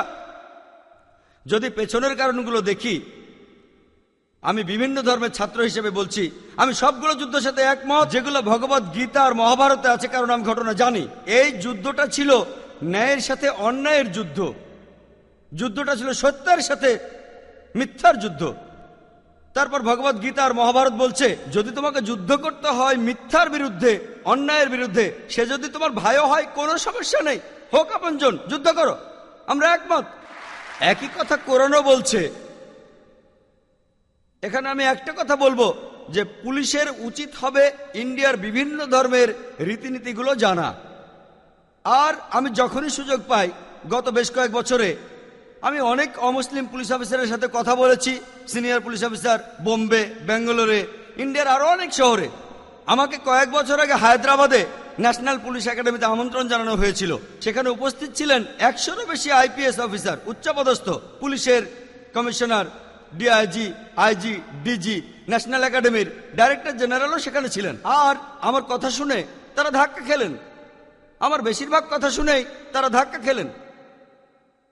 বিভিন্ন ধর্মের রীতিনীতি সম্পর্কে সবারই কিছু জানা উচিত। চিন্তা করেন, আমি যদি এখন মহাভারত আর গীতার শ্লোকগুলি পেছনের কারণ ছাড়া বলি তাহলে এখানে একটা রায়ট বেঁধে যাবে। অন্য ধর্মগুলোকেও আমাদের বুঝতে হবে। আর আল্লাহ তাআলার দয়ায় আলহামদুলিল্লাহ অন্য দেশের মিলিটারি আর পুলিশের সাথেও আমার কথা হয়েছে, ইংল্যান্ডে, আমেরিকায়, বাহরাইনে, সৌদি আরবে, আরব আমিরাতে। আলহামদুলিল্লাহ আমারও কথা বলতে ভালো লাগে, বিশেষ করে অমুসলিম পুলিশের সাথে। তাদের সাথে পরিচয় করাতে পারি ইসলামের। দুর্ভাগ্যক্রমে ইসলামকে তারা চেনে শুধুমাত্র আন্তর্জাতিক মিডিয়ার মাধ্যমেই। আমি পরে মিডিয়ার ব্যাপারে বলছি। তাই আমি বলবো আমাদের একে অন্যকে বুঝতে হবে। আমাকে এর আগে অনেক অ্যাডভোকেটই বলেছেন, আর আজকে জাস্টিস সুরেশও বললেন যে শয়ে শয়ে মুসলমানদের অ্যারেস্ট করা হয়েছে, আটক রাখা হয়েছে, তাদের উপর মানসিক নির্যাতন হয়েছে, তাদের উপর হয়েছে শারীরিক নির্যাতন। অ্যাডভোকেটরা আমাকে বললেন যে তাদের মক্কেল জাস্টিস সুরেশও বললেন যে তাদের উপর নির্যাতন হয়েছে, তাদেরকে এমন কাগজে সই করতে হয়েছে যে কথা তারা মানে না, এমনকি সাদা কাগজও। যদি আপনারা জানেন যে কারা অপরাধী, কয়েকজনকে আলাদা করুন, তাদের ধরুন, যদি প্রমাণ হয় তারা এটা করেছে শাস্তি দিন, আমরা এটার বিপক্ষে না। তবে যদি হাজার হাজার নিরীহ মুসলিমকে অ্যারেস্ট করেন, আপনারা কি বোঝাতে যাচ্ছেন?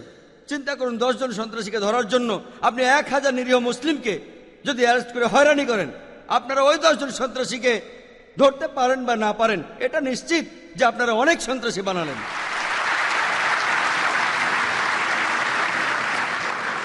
ইন্ডিয়ার অনেক অমুসলিম সিনিয়র পুলিশ অফিসার, তাদের সাথে আমার প্রায় কথাবার্তা হয়।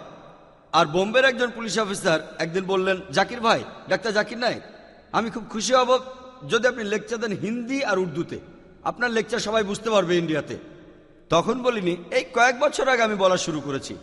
ইন্ডিয়ার বিভিন্ন জায়গায় অনেক অমুসলিম আর সিনিয়র পুলিশ অফিসার তারা আমাকে বলেছে, আর তারাও জানে আল্লাহর অসীম দয়ায় আমার লেকচার শোনার জন্য হাজার হাজার লাখে লাখে মানুষ আসে।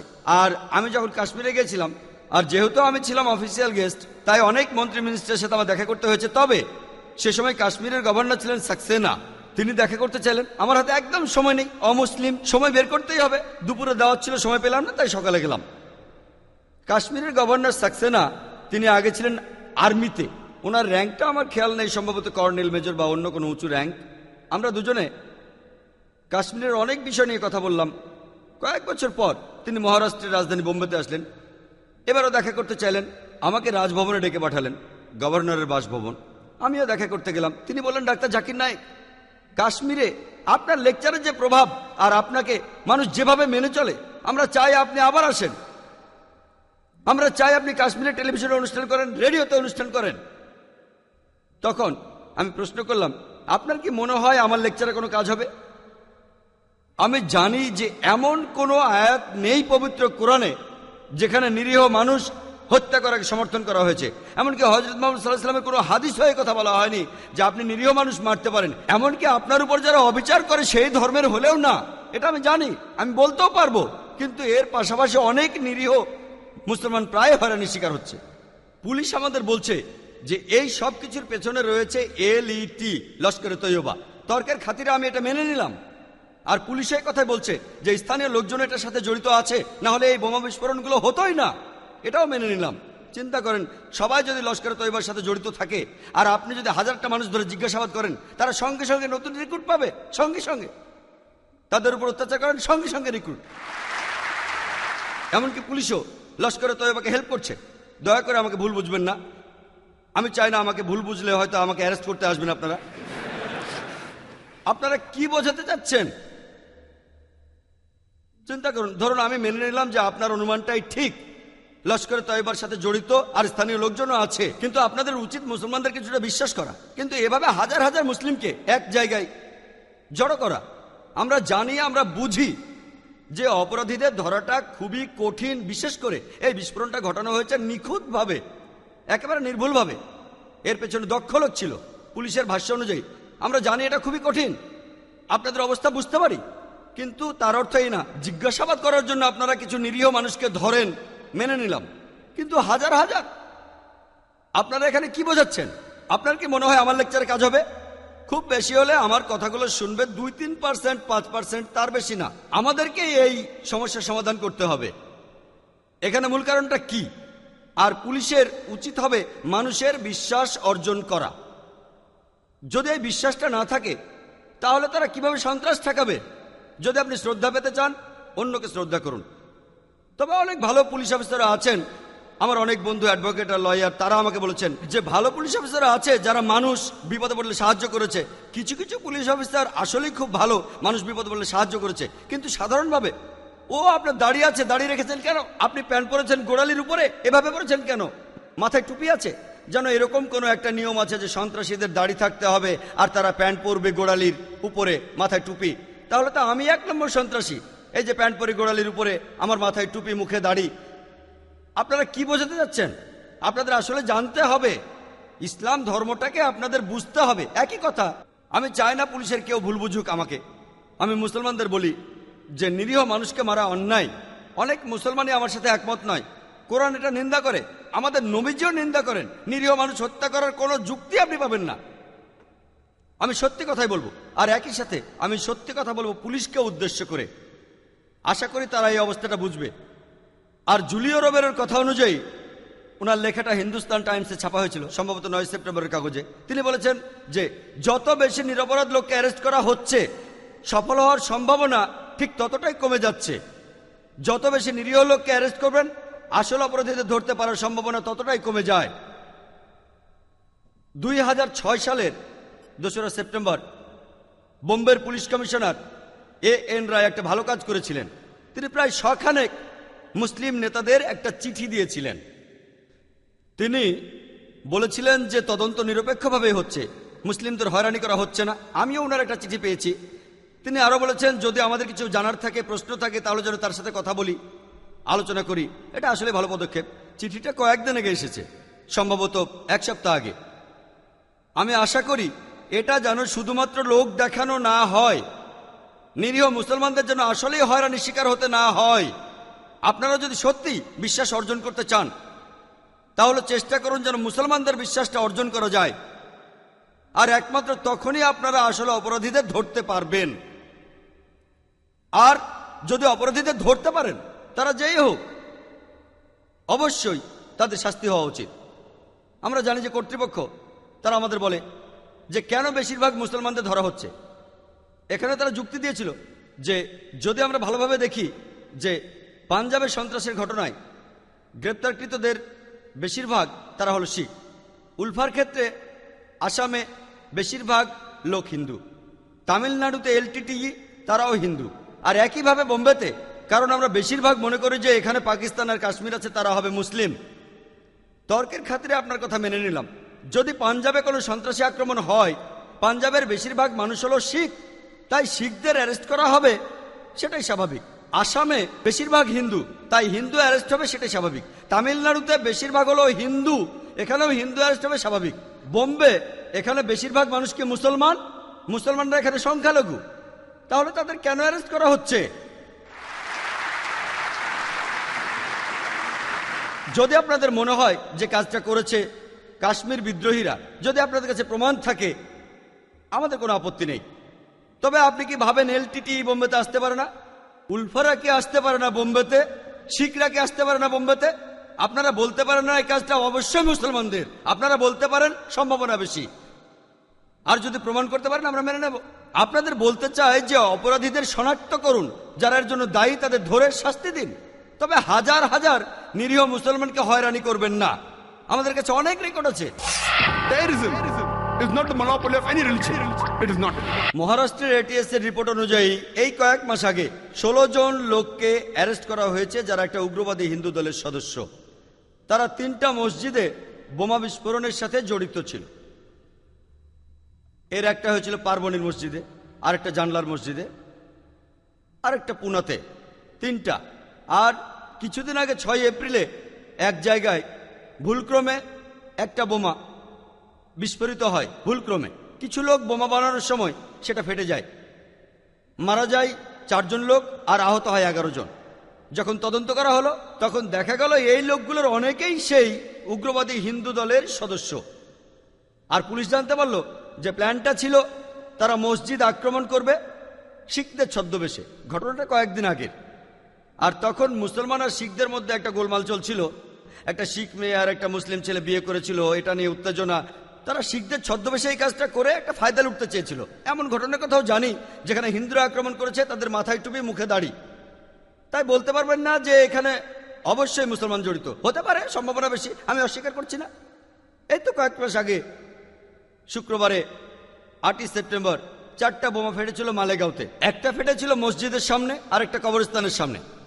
এখানে 35 জন মুসলমান মারা গেছে আর আহত হয়েছে 100 জনের বেশি মুসলমান। আবারও প্রধান সন্দেহভাজন এলইটি। হতে পারে, তবে প্রধান নয়। চিন্তা করুন, এটা আসলে একটা খেলা, এটা হলো একটা নামের খেলা। যদি আপনি আমেরিকায় যান, সেখানে আছে আল কায়েদা আর এখানে হলো এলইটি। আমি একটা খবর দেখেছিলাম ডিএনএ পত্রিকায় 6 সেপ্টেম্বরে।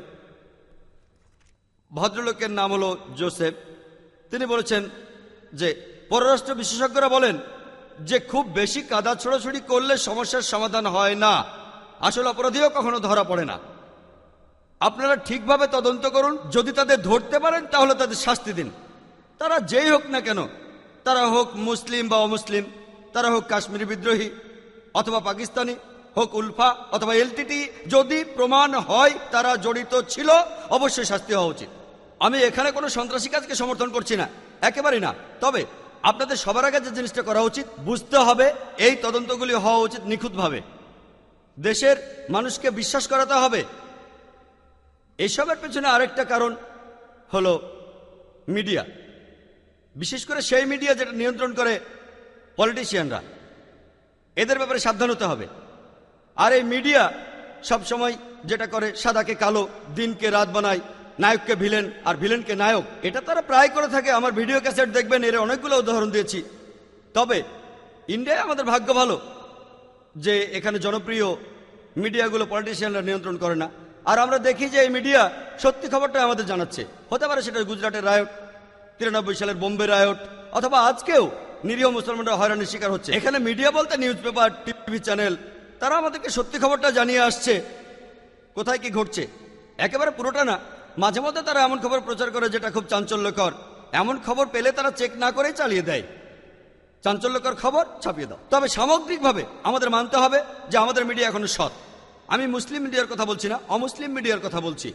আমরা এখানে জানি যে মিডিয়া সৎ আর তারা খবরটা সত্যিই জানায়।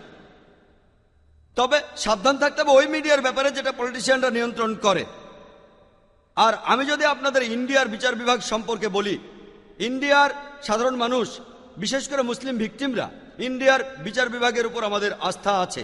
তবে কিছু মানুষ বলে সেখানেও খারাপ লোক আছে, তার বিচার বিভাগের কলঙ্ক। তবে সামগ্রিকভাবে আমরা জানি বেশিরভাগ বিচারক তারা ন্যায়পরায়ণ আর তারা সৎ। শুধু আশা করব যেন এই মানুষগুলোকে পলিটিশিয়ানরা নিয়ন্ত্রণ না করে। আমি যতদূর জানি বেশিরভাগ জজেরাই পলিটিশিয়ানদের কথায় তেমন প্রভাবিত হয় না। যদি কখনো এই পলিটিশিয়ানরা ইন্ডিয়ার বিচার বিভাগকে নিয়ন্ত্রণ করা শুরু করে তাহলে আল্লাহ আমাদের রক্ষা করুন। তবে এখনো আমরা বিচার বিভাগের উপর আস্থা রাখি। আর সবশেষে আমাদের বুঝতে হবে যে আমরা যেহেতু জানি যে সন্ত্রাসের পেছনে কারণটা হলো অবিচার, কারণটা হলো একটা বিশেষ গোত্রের মানুষের উপর অত্যাচার করা, এটাকে বন্ধ করতে হবে। কিভাবে বন্ধ করতে হবে? আমি আগেও বলেছি, 1 নম্বর, পলিটিশিয়ানদের সৎ হতে হবে, ন্যায়বান হতে হবে। ভোট ব্যাংক নিয়ে তাদের দৌড়াদৌড়ি করা চলবে না, অন্যায় করা চলবে না। তারা যদি সৎ হয়, ন্যায়বান হয়, হতে পারে তারা কোনো আসন পেল না, কিন্তু এটা নিশ্চিত যে সন্ত্রাস বন্ধ হবে। 2 নম্বর পয়েন্ট, ইন্ডিয়ার সাধারণ জনগণ তাদের উচিত হবে না পলিটিশিয়ানদের উস্কানিতে মেতে ওঠা আর উস্কানিতে মেতে উঠে মানুষকে হত্যা করা। 3 নম্বর পয়েন্ট, যে পুলিশ সৎ হতে হবে, তাদের ন্যায়বান হতে হবে। যদি কেউ ক্ষতিগ্রস্ত হয় সেই মানুষকে পুলিশই রক্ষা করবে, তারা পলিটিশিয়ানদের হাতের পুতুল হবে না। আমরা জানি এমন করলে হয়তো তাদের ট্রান্সফার করা হবে, কিন্তু যদি সব পুলিশ অফিসার সৎ হয়, নতুন যে পুলিশ অফিসার আসবে সেও তাহলে সৎ হবে, তখন পলিটিশিয়ানরা কি করবে? যদি পুলিশ বাহিনীর প্রত্যেকেই, আমি সবাইকে দোষ দিচ্ছি না, আমাকে ভুল বুঝবেন না, আমি জানি তাদের বেশিরভাগই সৎ, ভালো থাকতে চায়, কিন্তু সব সময় পলিটিশিয়ানদের চাপের মুখে থাকে আর ভয়ে থাকে তাদের কখন ট্রান্সফার করা হবে, হয়রানি করা হবে। কিন্তু পুরো পুলিশ বাহিনী বসে যদি একসাথে সিদ্ধান্ত নেয় আমরা সৎ থাকবো, আমাদের ট্রান্সফার করা হলে নতুন যে আসবে সেও সৎ হয়ে যাবে। আর এরকম করলে বেশিরভাগ সমস্যা, অবিচার বন্ধ হয়ে যাবে। আরেকটা গুরুত্বপূর্ণ পয়েন্ট হলো, আইন নিজের হাতে তুলে নেওয়া উচিত নয়। অন্য নিরীহ মানুষকে তারা হত্যা করতে পারে, যদিও সেই মানুষগুলো তাদের উপর যারা অত্যাচার করছে সেই একই গোত্রের মানুষ। এসব মেনে চললে এটা নিশ্চিতভাবে বলা যায় যে অবিচার বন্ধ হবে। আর তখন ইন্ডিয়া খুব সুন্দর একটা দেশ হবে। এটা বলা হয় যে আগামী 2020 সালের মধ্যে ইন্ডিয়া একটা সুপার পাওয়ার হবে, যদি ইন্ডিয়ার হিন্দু মুসলমানেরা আমরা একসাথে থাকি, যদি অন্যকে ভালোবাসি, পাশাপাশি থাকি। আমাদের মধ্যে পার্থক্য থাকবে, পার্থক্যগুলো না হয় থাকুক, এই পার্থক্য নিয়েই থাকবো, তবে একে অন্যকে ভালোবাসবো, সবাই শান্তিতে থাকবো, পাশাপাশি থাকবো, আবার ইন্ডিয়া সুপার পাওয়ার হবে। একবার মহাত্মা গান্ধী বলেছিলেন, যদি ইন্ডিয়াকে উন্নত করতে হয় তাহলে ইন্ডিয়ার দরকার একজন স্বৈর শাসক যিনি হযরত ওমর রাদিয়াল্লাহু তাআলা আনহুর মতো সৎ এবং ন্যায়পরায়ণ। মহাত্মা গান্ধী আমাদের জাতির পিতা, তিনিই বলেছেন ইন্ডিয়ার জন্য সবচেয়ে ভালো হবে যদি একজন স্বৈর শাসক আসে যিনি হযরত ওমর রাদিয়াল্লাহু তাআলা আনহুর মতো। তিনি একজন সৎ মানুষ ছিলেন। কেউ সুবিচারের জন্য আসলে তিনি দেখতেন না সে মুসলিম না অমুসলিম, সুবিচার চাইলে সুবিচার করেছেন। এজন্য তাকে বলা হতো আল ফারুক, যে ব্যক্তি সত্য থেকে মিথ্যাকে আলাদা করে। আমার লেকচারের শুরুতে পবিত্র কোরআনের সূরা ইসরার 81 নম্বর আয়াতটি আমি বলেছিলাম যে যখন সত্য এসে মিথ্যের সামনে দাঁড়ায়, মিথ্যা বিলুপ্ত হয়ে যায়, কারণ মিথ্যা তার নিজের কারণে একদিন বিলুপ্ত হবে। আমার লেকচার শেষ করার আগে ডক্টর অ্যাডাম পিয়ারসনের একটা উদ্ধৃতি দিচ্ছি। যারা ভয় পায় যে একদিন পারমাণবিক বোমা আরববাসীদের হাতে চলে যাবে, তারা এটা বুঝতে পারে না যে ইসলামিক বোমা অনেক আগেই পৃথিবীতে পড়েছে। এটা পড়েছে সেই দিন যেদিন মহানবী সাল্লাল্লাহু আলাইহি সাল্লাম জন্মগ্রহণ করেন। ওয়া আখির দাওয়ানা আলহামদুলিল্লাহি রাব্বিল আলামিন।